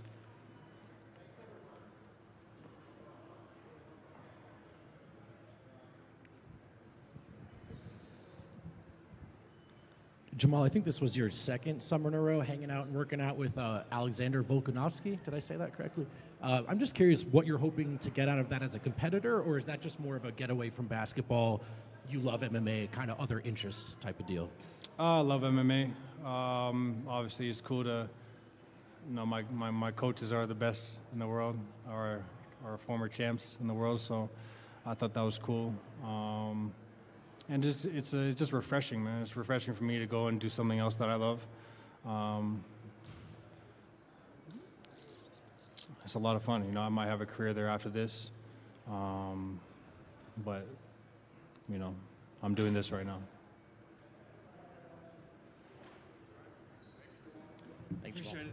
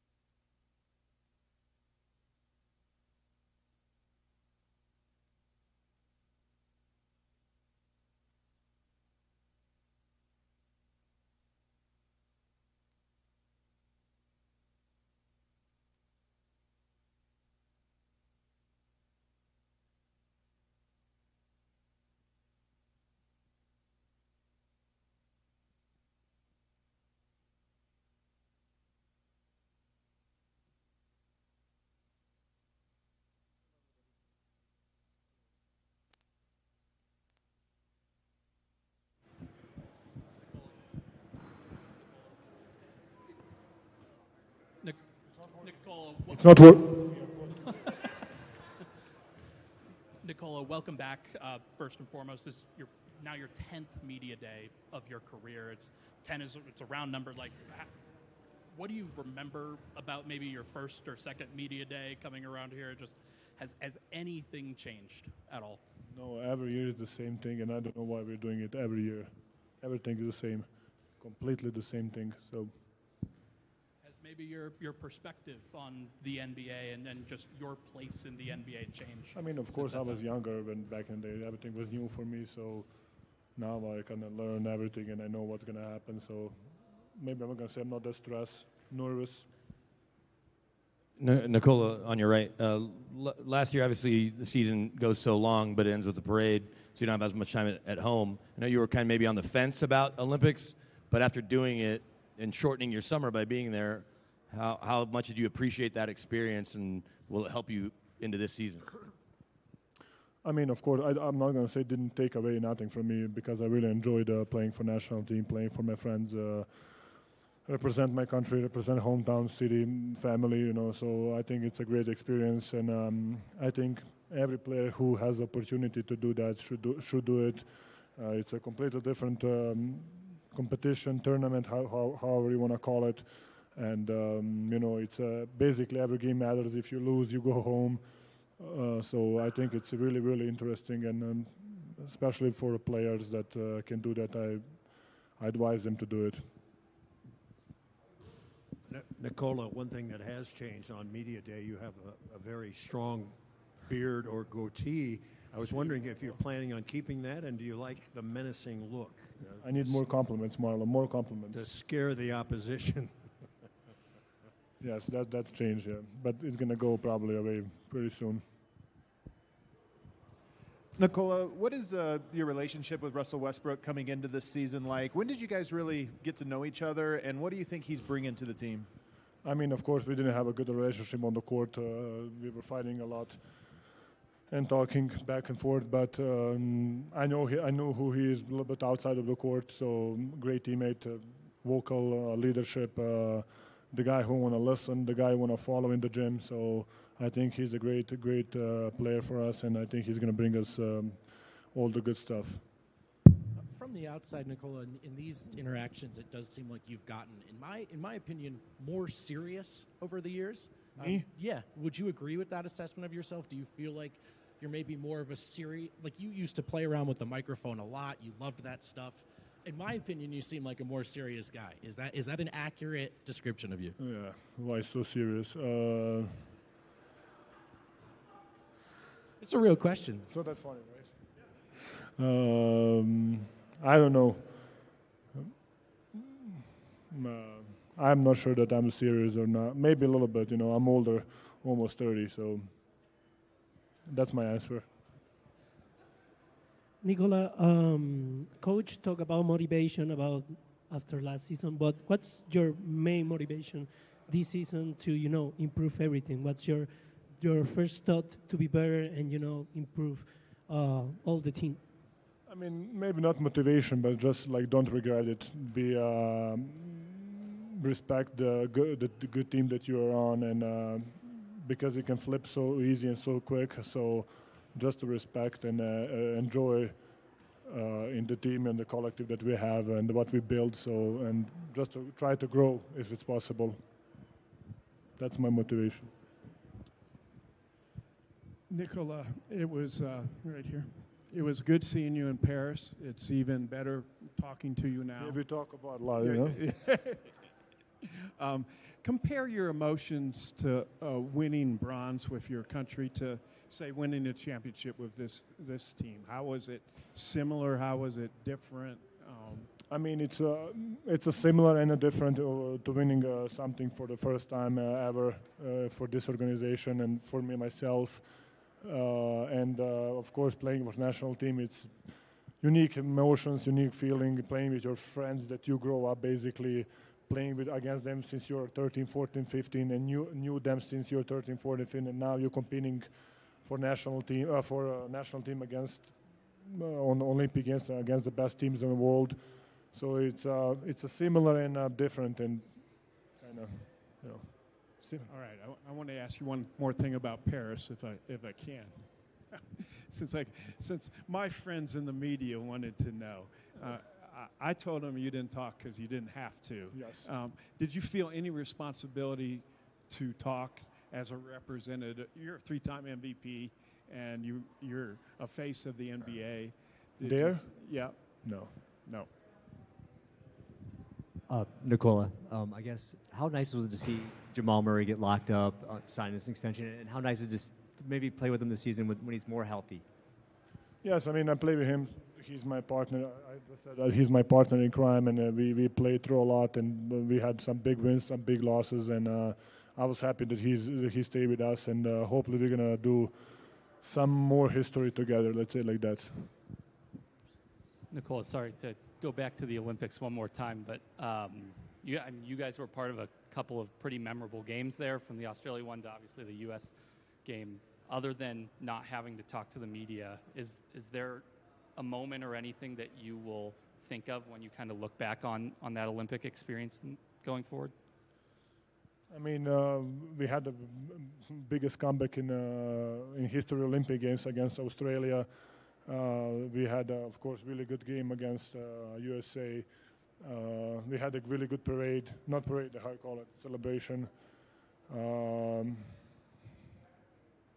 Just a relationship with the friends that I have there. It's I'm going to remember that probably. Nikola, up here. Sorry. You say that, hey, this is the same sort of routine. Preseason's the same. Regular season's the same. I am curious, when do things get interesting for you in an NBA season?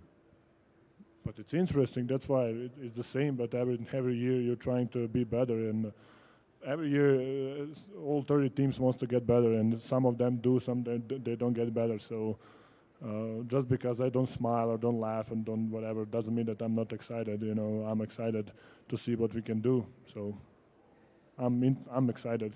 I just don't show it. Nikola, is there anything that you guys can take away from the way the season ended up last year that you guys can apply to this year and going forward? Just kind of day by day. I mean, I don't know. I don't think about something that happened like 3, 4 months, 5 months ago. It happens. We had a game 7, we lost it. We had a big lead. But that's why basketball is an amazing sport, and it's a live thing that it can change in every possible way. So, can we change something? Probably yes. Now, when we think about it, maybe we can do something different. But I'm not going to think about it now after 5 months.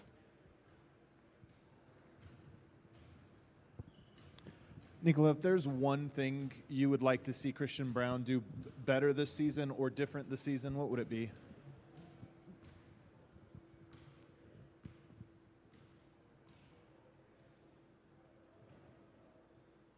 I don't know. I think he's playing really good.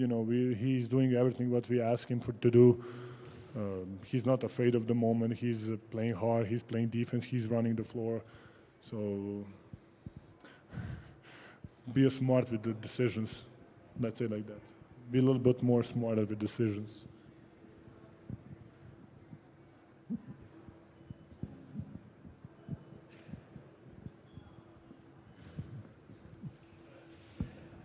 Always a pleasure, guys.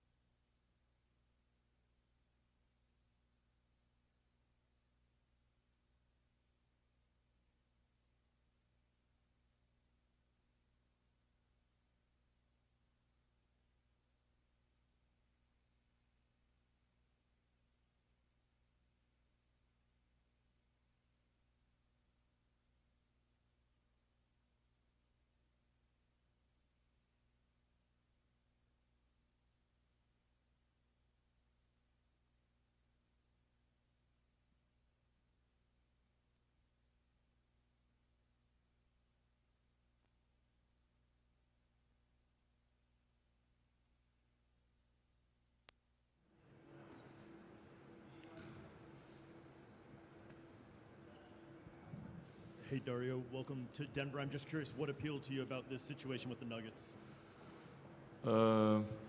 Hello, everybody. What do you mean appeal?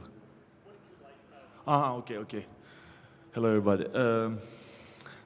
Obviously, Denver is one of the best teams last couple of years. Obviously, they won the championship.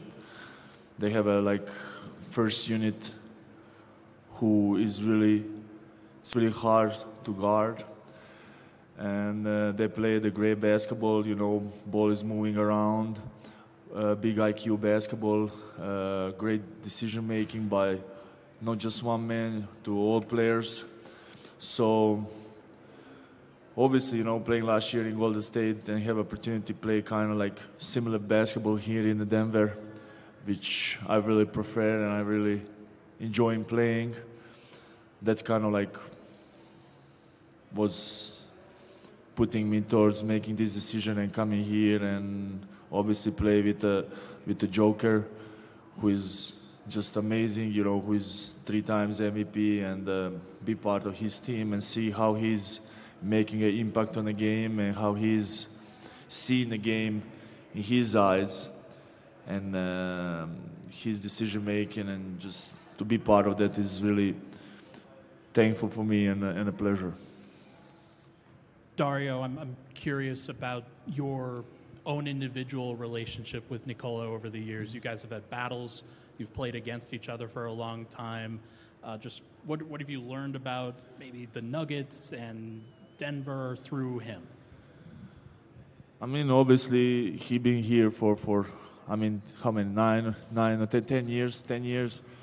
So we play against each other like in a younger age, couple times, and seeing him becoming like MVP and have a kind of like similar path like all players born in that area is just like amazing to see, and I'm happy for him, and I'm happy for all this kind of part who can come here and make a living of the basketball. So talking to him, he always have like nice words for the Denver, for the fans, for all this kind of situation. What's been for him kind of like supportive to all this year, from coming like a rookie to become the MVP. So we talk a lot. We hang out sometimes when my teams come here to play against Denver. So great experience, good friends. So Dario, I wonder if you see yourself as a forward or a center or a combination or a big. How do you see your role throughout the years and now with Denver? I mean, I see my role in a one way, whatever coach wants from me. So it's not just saying. I think that's how I've been playing, and that's how I adapt my role. So obviously, having a joker in a team, and maybe if I'm going to play 4 with him, I'm going to adapt and be more playing probably outside or playing a dunker and that kind of stuff. If coach put me in a, second unit like a 4, playing with DJ, it's more like a stretching floor for him and the Russ playing off that, maybe having some post-ups. If coach put me on a 5, it's more like kind of playing in a joker role, kind of involve everybody, kind of like do the DHOs, and be constant kind of like dangerous from outside, be capable to shoot the 3 points in all the kind of situation. So, that's who I am. That's what I like. If it's to bring the ball, sometimes bring the ball, sometimes. So be kind of all around what the situations ask from me to do it on a court. Besides, who's going to be on the court, in which unit I'm going to play, which injury is going to be present. So, 4, 5, I'm kind of everything. I like play stretching 5, in today's NBA, especially if I have a bigs guarding me, I can pop, attack from that. So that's what I like, but I kind of adjust my game, whatever it's in need. Hey, Dario, here on your right. I don't think we'll ask you about Joker as much throughout the year, but our first time talking to you, you mentioned growing up being the same age, knowing him for a long time. Did you at any point, I don't think you predict 3 MVPs, but did you think that he could be this great of a player when you saw him when you were younger and maybe he wasn't in the kind of shape that he would turn into this perennial kind of star? I mean, it's hard to say. I was thinking he's gonna be 3 times MVP, but you could see he have a basketball in a small finger. You know, you could see he is a big who can shoot, who can play, who is really have a nice touch. You know, not so many kids growing that didn't have that kind of touch. You know what I mean? Like we all work, we all kind of like fine, but he have a really nice touch around the rim, which he grows, and especially playing him in the Adriatic League. He was great playing 5, and after that he came in NBA, kind of like Denver system adjust him to playing his best, and he become like champion. He become like 3 times MVP. But you could see his talent in there. He's very good, but you couldn't see. I mean, because we always learn in the NBA, it's athletic, it's speed, and that kind of side, it's a size. We never like learning about this today's NBA, which is accept like big palette of the players. So in our minds, young, we always thought, we need to be physically ready to coming in NBA and be able to run up and down the court, be able to jump and that kind of stuff. So with that mentality, I couldn't see he gonna be MVP, but with his talent and his touch, you could see he can be like big and great player.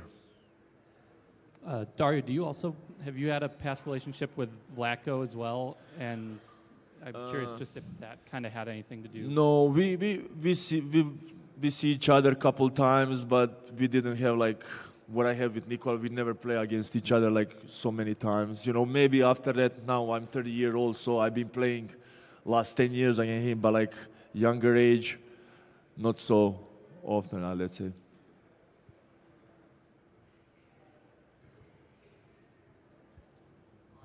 Thank you.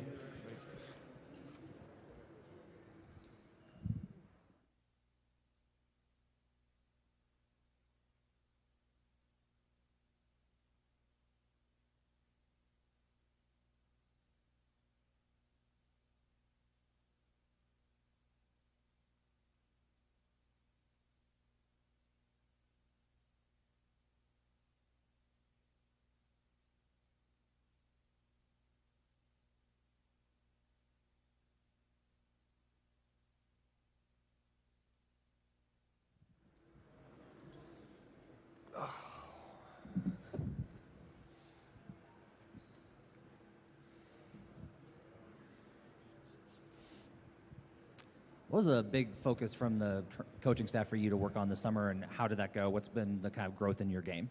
Yeah, it's been really good. I was just focusing on trying to get my shot off quicker, really just work on all aspects of my game, but shot off quicker, putting it on the floor a little bit more, continue to work on my body, defense, everything. So, yeah, it's been a good offseason. Hunter, you're number 5 now. I'm curious what that conversation was between you and Russ, and just what led you to choose number 5. So I wore number 5 in college. So when KCP left, I was trying to get number 5, and it ended up Russ was coming in and wanted number 4, and it kind of just happened organically. What were some of you went to Summer League, you played Summer League, go back, you start playing here. Just what were some of the things individually that you were focusing on just working on, and is it more the shot, is it the defense, is it movements? Like how did that process go when you got back from Summer League? Yeah, I took about maybe a week or 2 after Summer League, and then we got right back here, and I've been getting after it. So, like I said, man, just working on all aspects, whether that be getting the shot off quicker, working at shooting on the move, just being more consistent with that, putting it on the floor, working on my body, so. Hunter, DeAndre said that just because Duran is injured doesn't mean that he can't still take on some rookie responsibilities and stuff.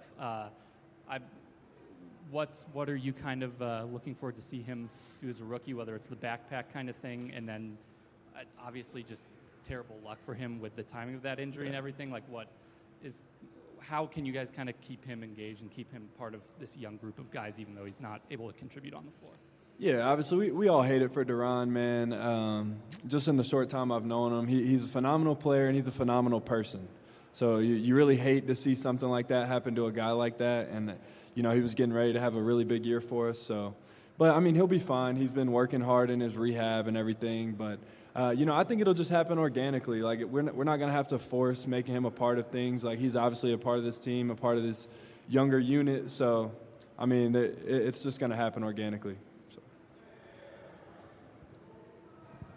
Obviously, without KCP now, there's a hole in that kind of starting lineup position. Just when a team loses a guy that they've relied upon for a long time, what are some of the things that the entire collective maybe looks to try to bring in his place? Yeah, I mean, obviously KCP was huge for us. You never want to see a guy like that go, but obviously that's part of the business. And, it's next man up mentality. Everyone's got to step up and try and fill that void. And I think that's something we'll be able to do. And, I think we just got to, take it one day at a time, continue to try to get better, and I think it'll take care of itself. Yeah, I was curious, with Vlatko coming back, you've got Dario here.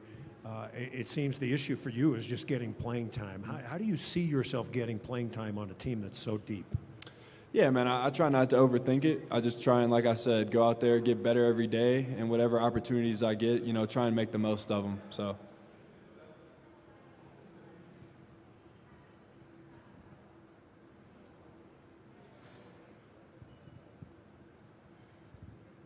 Hunter, just kind of getting back into the building with everyone, what has kind of, I guess, been the general atmosphere of everyone? Is there a different hunger than maybe when you came in as a rookie, just knowing the way that things ended for you guys last season? Yeah, I think obviously that loss in Game 7 to Minnesota really hurt, and I think we're, as a unit, really looking forward to getting back out there and, kind of redeeming ourselves. We're going to take that pain we felt and, use that this season as motivation. So.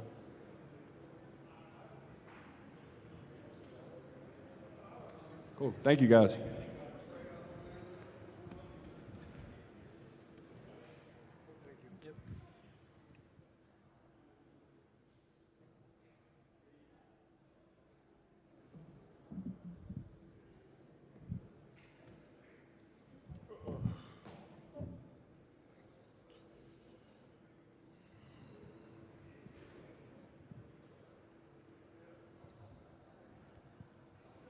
Trey, what was your biggest takeaway from Summer League, and then how did that impact how you spent the rest of your summer in the gym? My biggest takeaway from Summer League was just, the confidence portion, being able to kind of get my feet wet with just a little feel of how it feels to play the NBA game and the type of pace and the type of purpose that everybody plays with at this other level. And, I mean, the biggest thing for me this summer was just building on it, continue to work on my game and kind of making sure that those things kind of incorporate into real game situations, whether it be playing 5-on-5 or just, just playing against the coaches. Trey, Michael Malone told us that he was a big fan of your game just early on in the offseason. What does it mean to have confidence from a coaching staff, and what does it mean to kind of take that confidence into a training camp atmosphere where you're competing? It's a blessing. I mean, not a lot of players get to go into training camp knowing that their head coach wants them to be aggressive and to be able to have that green light to play their game. So for me, it's just one of those big things of just trying to make sure that I go in there, play the way that I know how, not doing too much, just making sure I'm finding a way to get on the court and impact winning. And for those that are still learning your game, just how would you describe yourself to Nuggets fans that are just tuning in today? I feel like I'm a playmaker, whether it be on or off the ball. I think that I can handle the ball. I like to score. I'm just a very aggressive player, but I like to make plays for myself and my teammates. Trey, what are you hoping to, I guess, gain from the experience of being in a backcourt with Jamal Murray and now Russell Westbrook too? What do you kind of hope to get and learn from that? I just want to learn how those guys are able to stay in the league for so long. I know that obviously they're great players. Each have had great primes, and I think that they are going to be big pieces for us this year. So I'm just going to, just kind of be able to pick their brains and figure out ways that I can, impact winning and be able to hopefully be able to play in the league as long as they have, and being able to, just continue to grow my game and make sure that I'm able to play good at an NBA level. A few years back, Ty Lawson told me one time when he was a rookie, one thing he had to make an adjustment to, he was a smaller guard, is how lengthy the players are and how you kind of have to adjust your shots in terms of scoring in the paint. I'm wondering, has anything surprised you when you're working out with the main guys at how quick they are, how fast they are, how big they are, or whatever? Yeah, obviously the physicality. Everybody at this level is pretty athletic, very, very long, lengthy. So, I mean, for me, it's either having to, when I'm getting to the lane, like you said, having to make either floaters, having to stop early, make floaters, or having to make quick layups and things of that sort, because obviously you have guys like DJ, P. Watt, who are just freak athletes and have freaky length and things like that you have to go up and get to try to finish up against every day. So.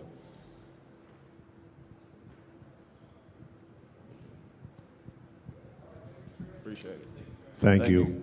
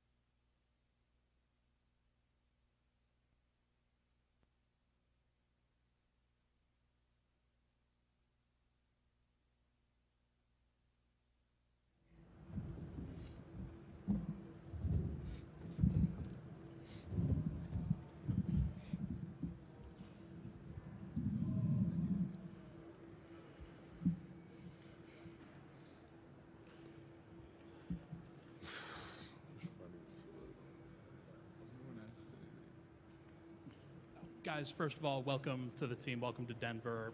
What are you each maybe individually hoping to get out of the training camp and the preseason experience with the Nuggets?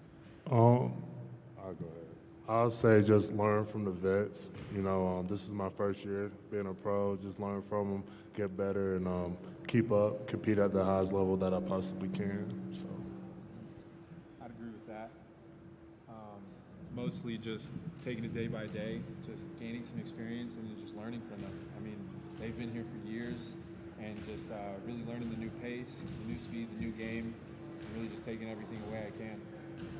Yeah, just what these guys said, just getting used to the pace, just being able to learn from vets, really just grow, just get a head start for our season with the Grand Rapids. So,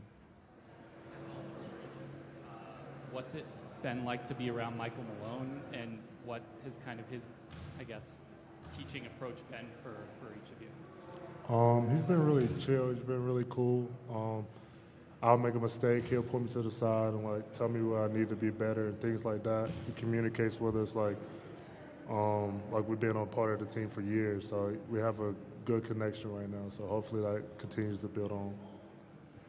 I think that's been something that's been really cool to see, is just his relationship with the players and how he builds it. You can see that that's where his foundation is just, getting to know him and, loving him. And so going from there and then just also hearing his experience and just his insight and coaching us, I mean, you can tell there's a side he wants the best out of us and the best for this team. What can you take from, all of the years that you spent in the Big Ten, just kind of transitioning to that to bringing it to training camp, bringing it to the league, and then especially, after the performance that you had in Summer League? Yeah, just spending 5 years in college, just, having that experience, just being able to transfer over to this level, just trying to come in a little bit, more mature, being able to, pick up on things quicker, and really just being ready to go, ready to work, and, ready to learn. So, just being a leader, from 5 years in college and then being able to, have the opportunity to play Summer League, was great for my development. This question is for all of you. I'll start with Jalen. What was maybe something that Calvin and maybe something that Michael Malone, when they're talking to you guys, that they're hoping that you bring to your game, that you add to your game, improve in your game over the course of this season with Grand Rapids? We haven't really got to that point yet, but from what I would say, probably just be more physical, be a better rebounder, and be great at those things, and everything else will come natural. I think for me, it's just consistency. At this level, you got to be consistent day in and day out, especially with, playing 82 games and then, the post. You got to be able to show up the same every single day. So that's been something that, whether that's with the shot, whether that's with the energy, rebound, and all this stuff, just control what you can control and then just be consistent in everything you do, even your daily habits. Yeah, for me, they've been knowing me about, just being a consistent shooter, my pace up and down the floor, being able to control the tempo, really just, being able to get after being a pest on defense as well. For Jalen, I know Auburn has kind of improved at getting guys into the league a little bit more over the last few years. I'm curious if you've been in touch with Jabari or with Walker at all, sort of about the experience of going into camp? I stay in touch with Jabari and JT Thor a lot more because we played the same positions at Auburn, so we related a lot more. We hung out a lot more, so I stay in touch with them for sure. Yeah. Cool. This question is for Jameer. Just what could you take away from your Summer League performance and just take us through that experience? Yeah, all of our first times in Summer League, so it was a great experience. Being able to play against other great players, and also compete against great players. Seeing guys, while you're growing up, seeing their accolades and stuff, actually being able to go out and compete against them was a great opportunity. And just looking at the game, looking at the tempo, the spacing, all of that played a factor, in our growth. So I'm grateful for that experience. Thank you, guys. Thank you. Thank you.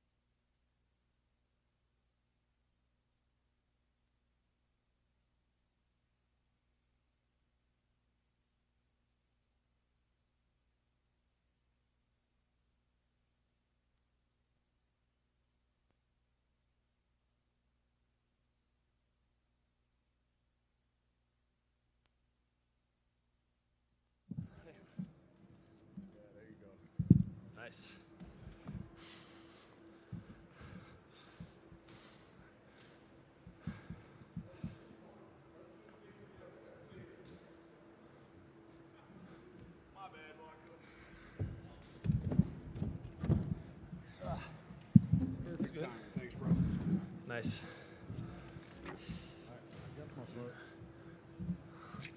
And you look fresh.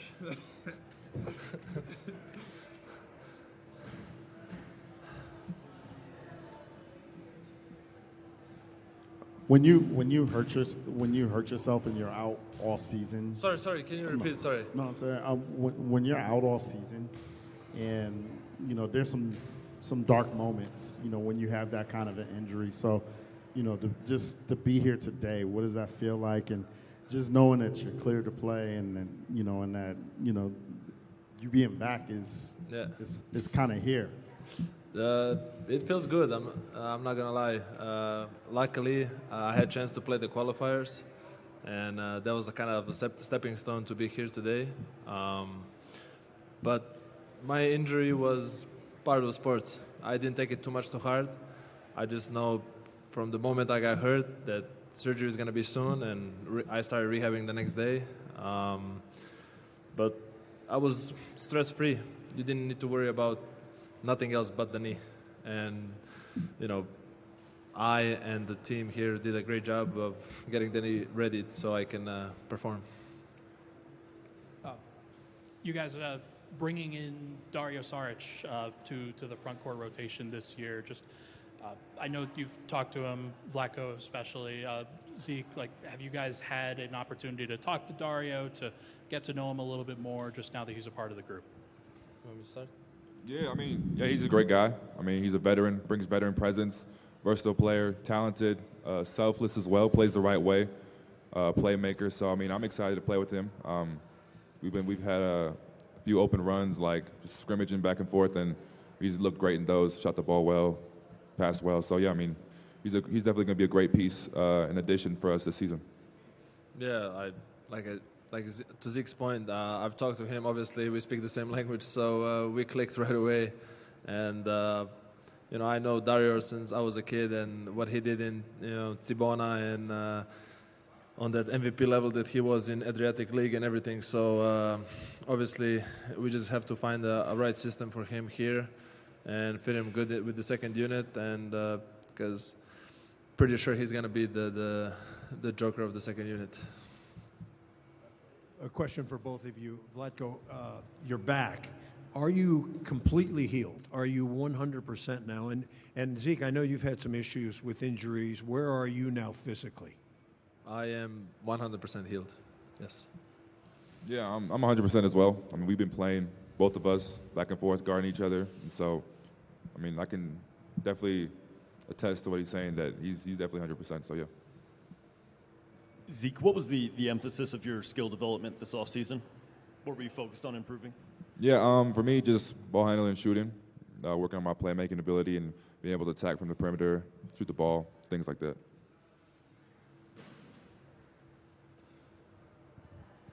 Vlatko, I know you didn't shoot the ball as well as you wanted to at qualifying, obviously. Was that sort of the main emphasis for you between then and now, or what have you kind of hoped to work on as you've completed the process of getting back this offseason? Obviously I had the qualifiers that I had, and I'm not most proud of that one. But what I'm most focusing on this year would probably be defense and three-pointer for sure.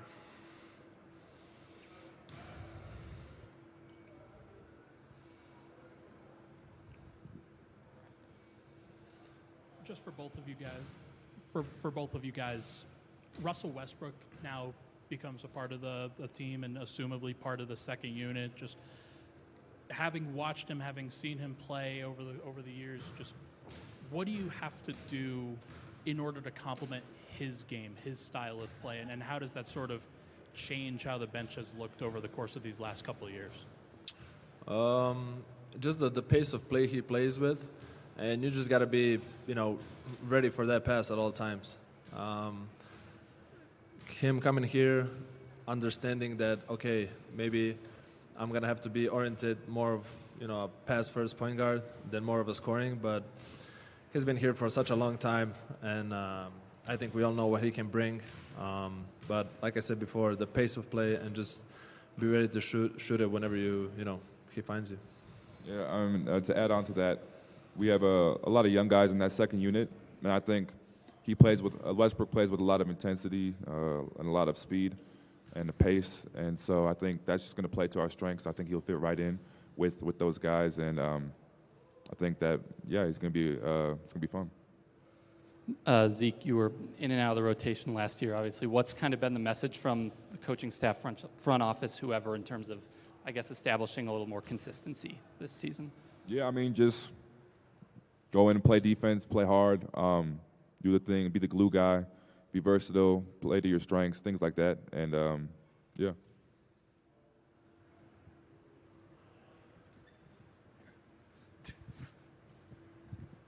Zeke, you took a lot of threes early on in your career and a little bit fewer the last couple. Where do you think you're going to be this season? Did the coaching staff talk to you about what they want in terms of volume from the three-point shot? Yeah, I mean, it all depends. I mean, whatever position they put me in, whether that be the 5, whether it be the 4, wherever I'm at on the court. I mean, these past couple of years I've been more in the paint. In my first couple of years I was more on the perimeter. So, I mean, wherever they put me at, I'm just going to go out there and play my hardest, so yeah. This question's for either of you.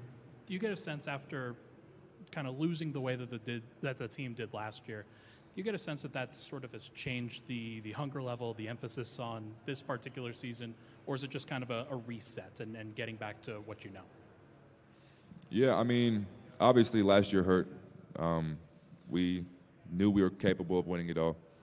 We had just done it the previous year, and that was our mindset going into last year. So that hurt a lot. We knew we were better than what we played. We were a little inconsistent. And so that does sting when you know you're supposed to win and you don't. And so, yeah, we're more motivated than ever. We've had that taste of what it feels like, and right now we want to get back to that, to be the world champs again, so yeah. I say, don't put too much pressure on yourself because you're going to burn after if you can't handle it. Thank you. Thank you, guys.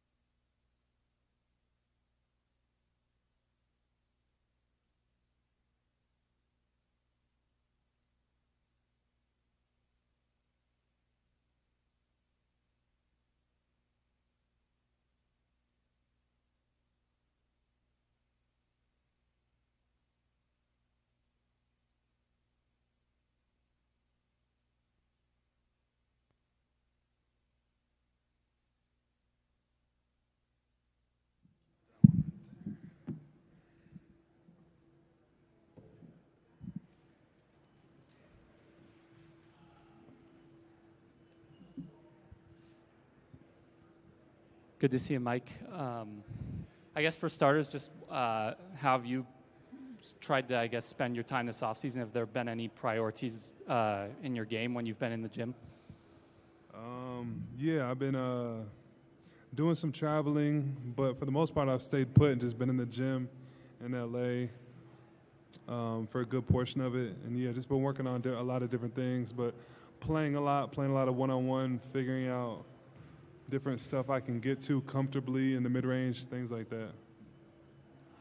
Mike, a lot of fans during the offseason, they see the open runs that happen, and that they saw you going up against guys like Chet Holmgren and others in the offseason.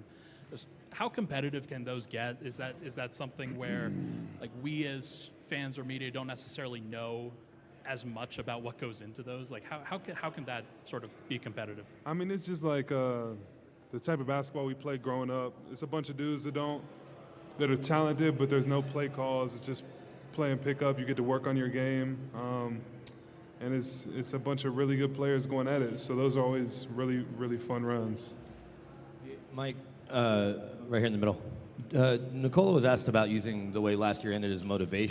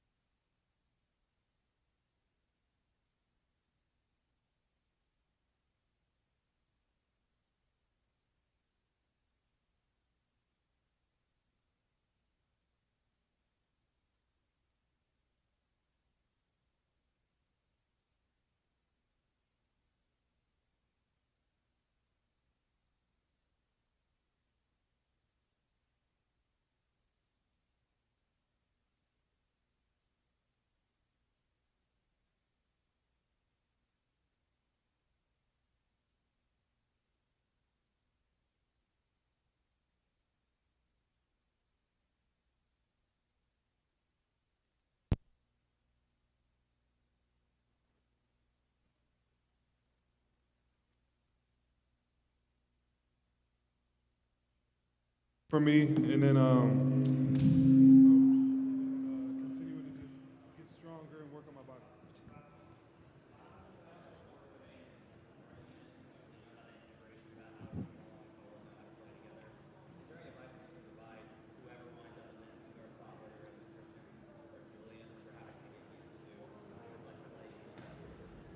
Yeah, I think CB is this working. Yeah, CB spent a lot of time playing with a lot of the starters. So I think he'll integrate perfectly. You know, Julian's a super talented player, an amazing scorer, an amazing shooter. Can really put the ball in the hoop at all three levels, can facilitate. So I like him as well. But they're two different players, but I think, you know, they've been playing basketball their whole life. It won't take them long to – and then I feel like we're an easy group to play with. They've watched us play. Guys kind of know their role. So I think that they would know what they're kind of going into. And, yeah, either way, whoever is that fifth guy in that starting lineup, I think it'll be an easy transition for him. Michael, you had a short off season after you won the championship, and then last season you fell short. Do you feel like the team, and particularly yourself, will be more motivated this time around as you're chasing the title again?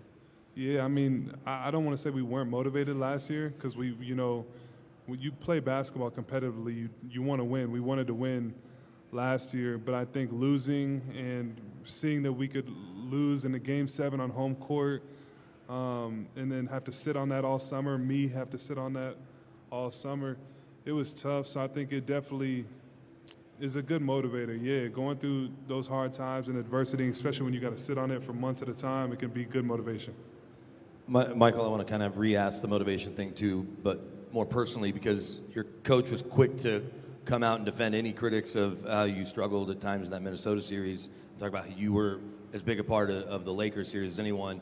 How good does it feel, I guess, to have that support from your coach right away and make sure that he knows, or you know, he's got your back? But then also, was that motivation for you, the struggles in the Minnesota series, personally? I mean, yeah, like I appreciate Coach. I don't know exactly what he said, but I didn't need anyone to come to my back. I hold myself to a high standard, and I know I didn't perform and do what I needed to do in that series personally. And they saw how I played in the Lakers series. They defended me different. They weren't helping off of me, so I wasn't getting the same shots. So they paid attention to the Lakers series. So it was a different series, but still, the standard I hold myself to, I didn't need anyone to say it wasn't my fault or anything. I'm someone who, as much as the blame as I can take, I'll try to take. So that's kind of what I try to do, and that was a big motivator for me this summer. So, but I do appreciate Coach, having support for his players for sure. Michael, hey, Michael, it was an off season where you were completely healthy. I guess when you're that healthy, are there things you can work on that maybe you can, and what maybe did you add to your game because you were so healthy? Yeah, I mean, a lot of this offseason since I've been in the NBA have been about rehab and getting back on the court. But I've been able to kind of find a good groove and keeping my body healthy. And so I think it's just a lot more playing, a lot more player development, and kind of building on the foundation of what I have. It's not about playing catch-up. It wasn't about playing catch-up for me this offseason. It was just about building and getting better, getting stronger, getting more comfortable in tough situations, playing a lot of one-on-one. So I'm very thankful that after everything I've been through, I was able to have a fully healthy offseason.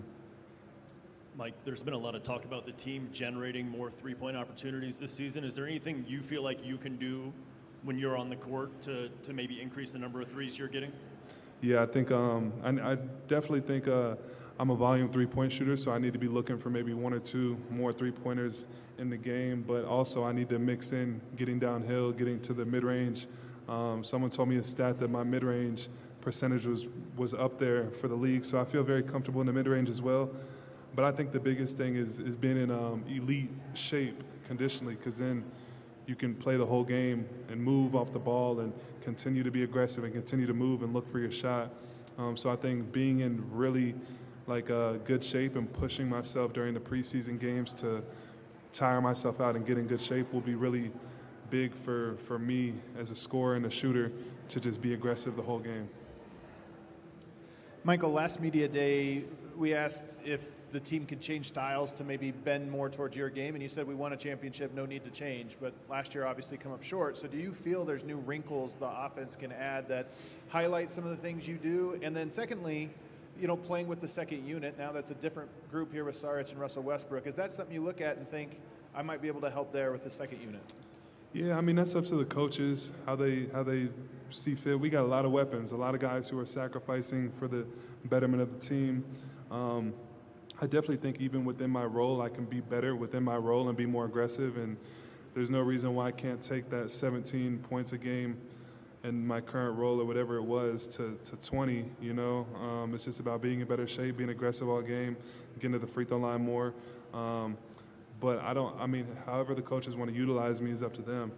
I think that, losing KCP, a shooter like him, there will be even more opportunity for me to look for my three-point shot. I think CB is going to be another fun guy to play with, a guy that can play make, a guy that can get it off the glass, push it, and look for me.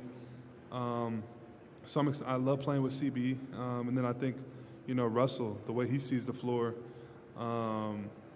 is going to be really, really fun to play with. DJ looks in amazing shape, and when you got an athlete like DJ getting on the rim, it can open up a lot for shooters like me or Julian. So I'm really excited for the starting lineup, but I'm also excited to stagger and play some with those other guys. I think we got a really good mix of guys. You mentioned getting stronger, and then you also talked about conditioning. Have you put on weight? Because you look a little bigger. Have you added muscle? Thanks, man. I'm about 236, 237. So I'll probably play at 232, which is probably 5 pounds more. So it's pretty good. You just mentioned Russell. What do you look forward for him bringing on the court intensity all the way across the spectrum? Yeah, Russell's an amazing guy on and off the court. Off the court, he brings the energy every day, the enthusiasm to be on the court. On the court, he was, he acts like the youngest guy on the court with his energy and his enthusiasm. So I watched them play pickup yesterday, and he just was all over the place. He looked amazing. So I think he's going to definitely, bring a new energy to the team. It's a lot of guys who have been together for a lot of years. So to be adding new guys and new personalities is always amazing, especially someone like Russell, who has done everything you can do individually in the NBA and is specifically coming here to win a championship. So he's motivated. We're excited to play with him. I think it's going to be a really good fit.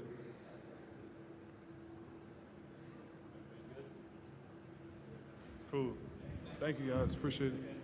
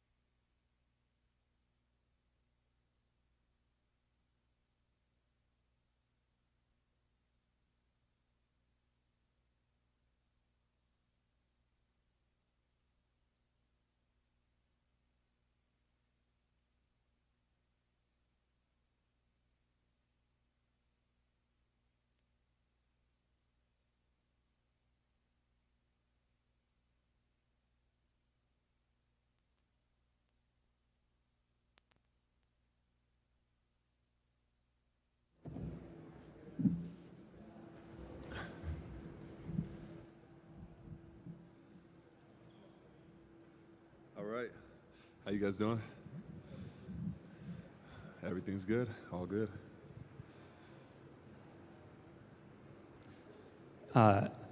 Aaron, might as well start with this. You are eligible for an extension starting tomorrow. I'm just kind of curious where you kind of feel like you're at in terms of how eager you are to get that done, or what your perspective is on it. Well, I really love this organization. I love the players on this team. Love the coaching staff. So I hope we get it done. Seems like it's moving forward in the right direction. So I'm excited. I'm excited, hopefully, to be extended and stay with this organization. Aaron, you've talked plenty since you got here about how close this team is. I know a lot of times you can kind of be the ringleader, getting guys to come hang out with you and stuff. So when you have such a tragedy that affects you personally, how beneficial has it been to be around those guys throughout the offseason, and then now to be around everybody, know you're going to be with them, and y'all can focus on ball, and that can, support you? Yeah, I mean, without getting too much into it, I always leaned on my brother, and sometimes the relationships that I had outside of my own family were not as deep, and now that I understand that you can't take any relationship for granted. These guys have been there for me every step of the way. They came to his service, they came to his funeral, and these guys have been really, really super supportive for me, and love them for that. These guys have really developed into people that I would call my own brother. These are my brothers. Aaron, that specific relationship with Mike, just the two of you sharing the floor for as long as you have, just how do you think you two have grown together ever since coming here to Denver, and just what have you learned about him that you've appreciated so much? Yeah, I think that's my main target. I'm pretty sure. I think I have the most assists to Mike, so I'm looking for him. He's such a weapon out there on the floor and then off the floor. He's been through so much, and I respect him as a ball player, and I think our relationship will continue far after basketball. So he's fun to play with, and he's fun to be with off the floor as well. Aaron, I saw a video of you recently. You were just raining down jumpers all over the court in a gym. Was that a particular focus for you in the offseason to improve your mid-range and improve your three-point shooting? Oh, most definitely. You know, I'm very proud of the work that I put in this year. And I'm going to shoot the ball very confidently. We need me to space the floor, everybody to space the floor, give everybody room to operate. So I'm excited. I'm excited to show off what I've been working on. Aaron, Russ is obviously an intense guy, pushes the pace, energy. What are you specifically looking forward to about playing with him? Yeah, just the energy. He's a hell of a competitor. You want him on your side, and I'm glad we got him. He brings it every single night. His playmaking ability is up there with the greats. I mean, dude's a legend. He's Hall of Famer. It's great having that energy around, and he just like to take no prisoners, no mercy, us versus them. I love that mentality. So I'm ready to go to war with them. AG, what do you think is the most important lesson the team collectively needs to learn from coming up short last year? I think just to finish, that's the first word that comes to mind. I kind of like equate it to like running track or something like that. You got to finish through the tape. You got to finish through the line and kind of duck through. Don't lift up and look around before it's done, before the race is over. Aaron, not to dig too deep on it, but how did the idea to change the number to honor your brother, how did that come to you? Was it suggested? Did it come up in conversation with somebody, or did it just come to you on your own? No, I think it was pretty natural. It makes sense. I think my entire family has grown up like wearing 32. It's almost like an ode to Magic Johnson as well, that was one of my dad's favorite players growing up, and it's my brother's favorite number, my dad's favorite number. My sister played in it in college. I played it in high school. It's my brother's favorite, so it feels like home.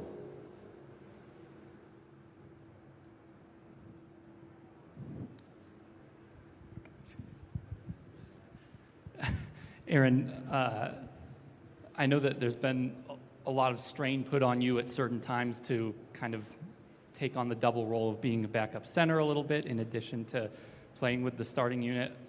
What does the addition of Dario Saric maybe do for you in terms of potentially being able to lighten some of that in certain spots, if it's a game where you might normally be used in extra roles, I guess? Yeah, I'm so excited to play with Dario. He's a hell of a talent, so versatile, does a multitude of things on the floor, can pass the ball, can shoot the ball, can score the ball, can defend, can play big, can play small. He's a huge contribution to this team. I don't think you guys understand how big of an impact that he will have on this team, playing that backup center and playing that backup floor. He's going to be fighting for minutes, and he's going to be fighting and scrapping for minutes, and you guys are going to see, I think, his playing time increase throughout the year. Aaron, this summer you let the fans into your world a little bit, selling some clothes out of your closet, the cologne.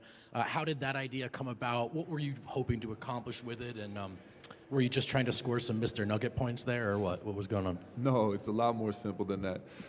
It's just like a yard sale. That's it, dude. That's it.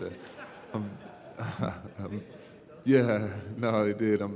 Everybody has yard sales, and it just happened to get a little out of hand. I had some stuff in my closet from like my Orlando days. And I was like, this is horrible. This is terrible. I'm sure somebody might like it, but I don't. But it was cool just to invite everybody into kind of like my lounge downtown. Sign autographs and just be around the community. It's a great community, so they've accepted me, and I'm just grateful for it. Aaron, obviously, last couple of years, KCP's been one of your guys. Team's going on without him now. Just what advice could you give to maybe Christian or Julian or maybe one of the guys that kind of have to step into that starting spot, and just how much of a burden that can be for a young guy? Yeah, play defense first and foremost. Shoot when you're open. I think those two things probably keep it really simple. You got Nikola Jokic, you got Jamal Murray, you got Michael Porter Jr., you got myself. I mean, there's only one ball, bro. So just shoot when you're open, lock up on defense, and I contributed to winning the championship in those ways.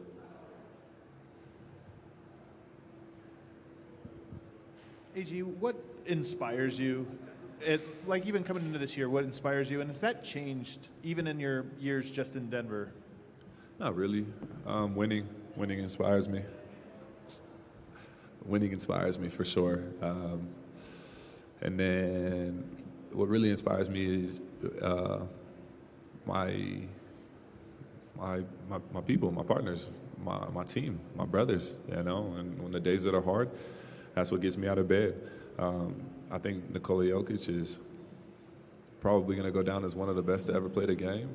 So, you know, working my tail off, working my ass off, so he can maximize his time in the NBA. Same thing with Russ. I think he's going to be a Hall of Famer too. So doing whatever I can to try and get him a ring, you know, and just holding up my end of the bargain. So at the end of the day, these guys win too. And I think that's what really inspires me. So Nikola said that he wasn't motivated by the way the season ended. He doesn't look back to 4 or 5 months ago, but Mike said he certainly was, especially with his struggles in the Minnesota series. So can you look at the way the season ended, not being able to repeat? Can you feel that as a motivation for the group, even if Nikola downplays it? Yeah, I think so. I think in that last game, that Game 7, I didn't like our focus coming out of halftime, you know, so, you know, just really being completely locked in through the entirety of a series and closing it out, you know, and not letting go of the rope, even though we're up 20, you know. So, I just always think back to like Kobe talking about jobs not finished, you know, and kind of having more of that mentality. Right here. First and foremost, you talk about Joker and Russ as Hall of Famers. To be a Hall of Famer, you got to have great talent. But what else is there about a Hall of Fame player that, I don't know, maybe you can learn from or absorb or benefit from? Yes, it's the belief that they have in themselves. You know, I think everybody is very talented and everybody's very skilled. In this league, everybody that's ever touched this league is very talented and skilled, but it's the unwavering belief that they have in their own abilities that sets them apart. Aaron, as an appreciator of Nikola Jokic and his game, what was going through your head watching, if you did watch the Serbia-U.S. game in the Olympics, and how they kind of took him wire to wire in that? I was really torn, you know. One, you know, I was asked if I wanted to play for USA, and then the call never came around. So, like, there was a little bit of salt there in the first place, you know? And then just to see Yoke take him to the wire like that, it's like, this is dope, you know what I mean? Like, the dude on my team is finna just wash these cats. But all that being said, America.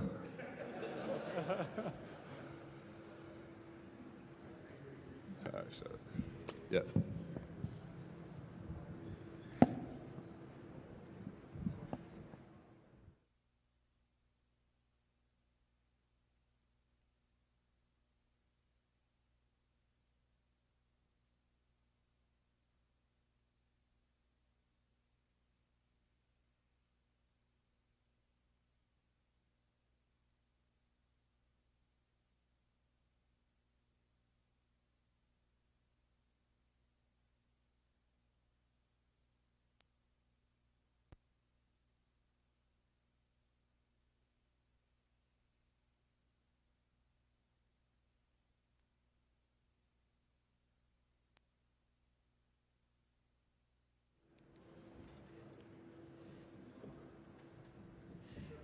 What's up? I'm good. How you?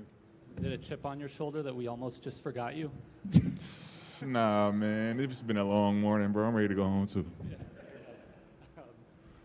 Malone said that you were in the gym pretty much every day this offseason. Just what were kind of your priorities and what were you hoping to work on most after Summer League?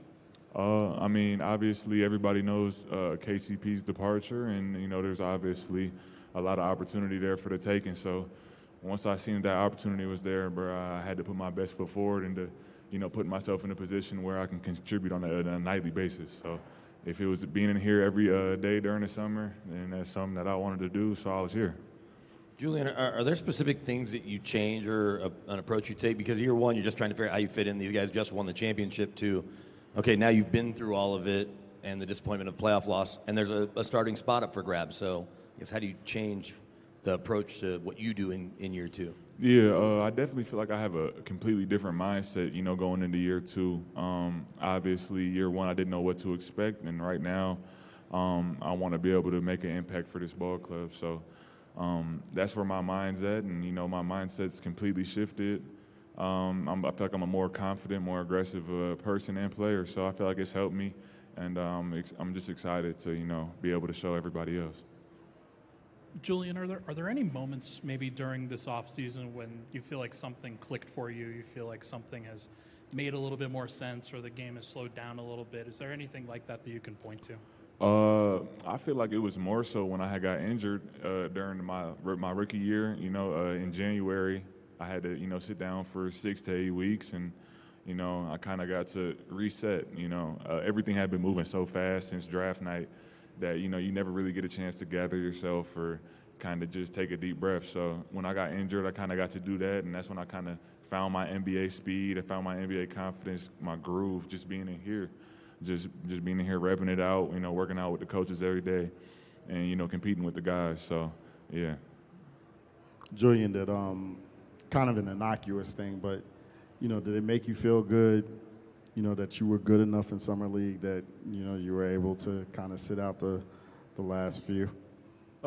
Yeah, I mean, obviously that was cool, but I mean, I was going into Summer League with the impression and mindset to play in every single game, and you know, that's just how I was wired and cut for that. So obviously after two, you know, the staff and you know, the front office having enough confidence in me to pull me, obviously it meant something to me internally, but I mean, it didn't really slow me down in terms of, you know, what my main goal was, because, you know, my goals didn't end with playing good at Summer League. It ended with contributing in the real time, in regular season, and the playoffs. Julian, kind of building on that, what are your goals as a shooter? Do you have a benchmark in mind, and whether it's percentage-wise or attempts per game that you'd like to hit this season? I mean, obviously, the percentages that I shot last year aren't really a good example of who I am as a shooter, and I know that, and that's all that really matters to me. I mean, you know, you can play the numbers game and anything like that, but, you know, I know at the end of the day I'm a shooter, and I know that things are going to improve percentage-wise. But the main thing is, I mean, we were 30th in attempts last year, and, you know, just being able to be another guy that can space the floor for guys like Jamal and Nikola. I mean, those guys are offensive juggernauts, so if I can space the defense to the 4-point line instead of the 3-point line, then they got all the space in the world to work and operate, and everybody else gets going. Your coach does not give trust lightly. What do you feel you have to do to have Michael Malone's trust, knowing where this franchise wants to be and where you want to help take it? To continue to gain trust of my coaches is definitely just continuing to improve on the defensive end of the ball. Offensively, I feel like I know where I'm at and I know what I can bring to the team, and I'm confident on that end of the floor, and I'm confident on defense as well. It's just a matter of showing everybody that I've made the improvements, and yeah, I don't see myself being a guy that, you know, teams will look at to exploit a matchup as the season goes on. Julian, I think most people assume that Christian Braun's just going to step into that fifth starter position for KCP. But Michael Malone, the coach, has said, I'm going to play the best guy. I like to see man-to-man competition. Would you like to be a starter? Would that be a goal for you, or is it making the rotation? Where are your specific goals for something like that? I mean, obviously, being a starter in the NBA is something that I've envisioned in my when I was a kid. You know, yay high, hearing my name getting called in the arena. But you know, that's something that's not make or break for my season. Obviously, I'm gonna compete to the very end to try and get the spot. But you know, if I'm coming off the bench, that's perfectly fine, and that's the role that I'm gonna attack. I've never been one to be upset with what role is given to me. I'm gonna get the role that I earn, and that's how I feel. And then to follow up, does it maybe change the way each practice is going to go when you and CB are matched up, knowing that you're obviously you want to both make each other better, make the team better, but that you're battling for an open spot? Yeah, I mean, me and CB have gotten an opportunity to be in here, play pickup games against each other. So we've been battling all summer, and it's one of them things where me and CB are so close off the floor that we're able to, come on the court, compete at a high level, and then put it and leave it on the court and go be friends when we get back to the locker room. So, it's a healthy competition for sure. Julian, you mentioned spacing out to the 4-point line for Jamal, for Nikola. Just how important is it to understand how to play around those two, just given that they've been a part of things for this team for as long as possible?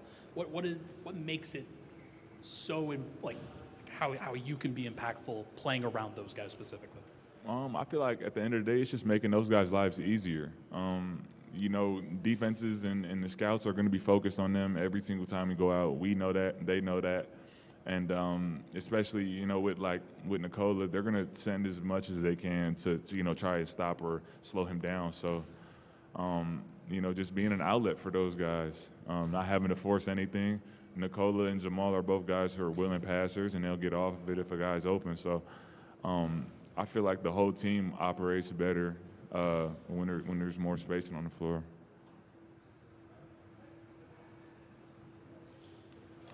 Thank you. Thank you.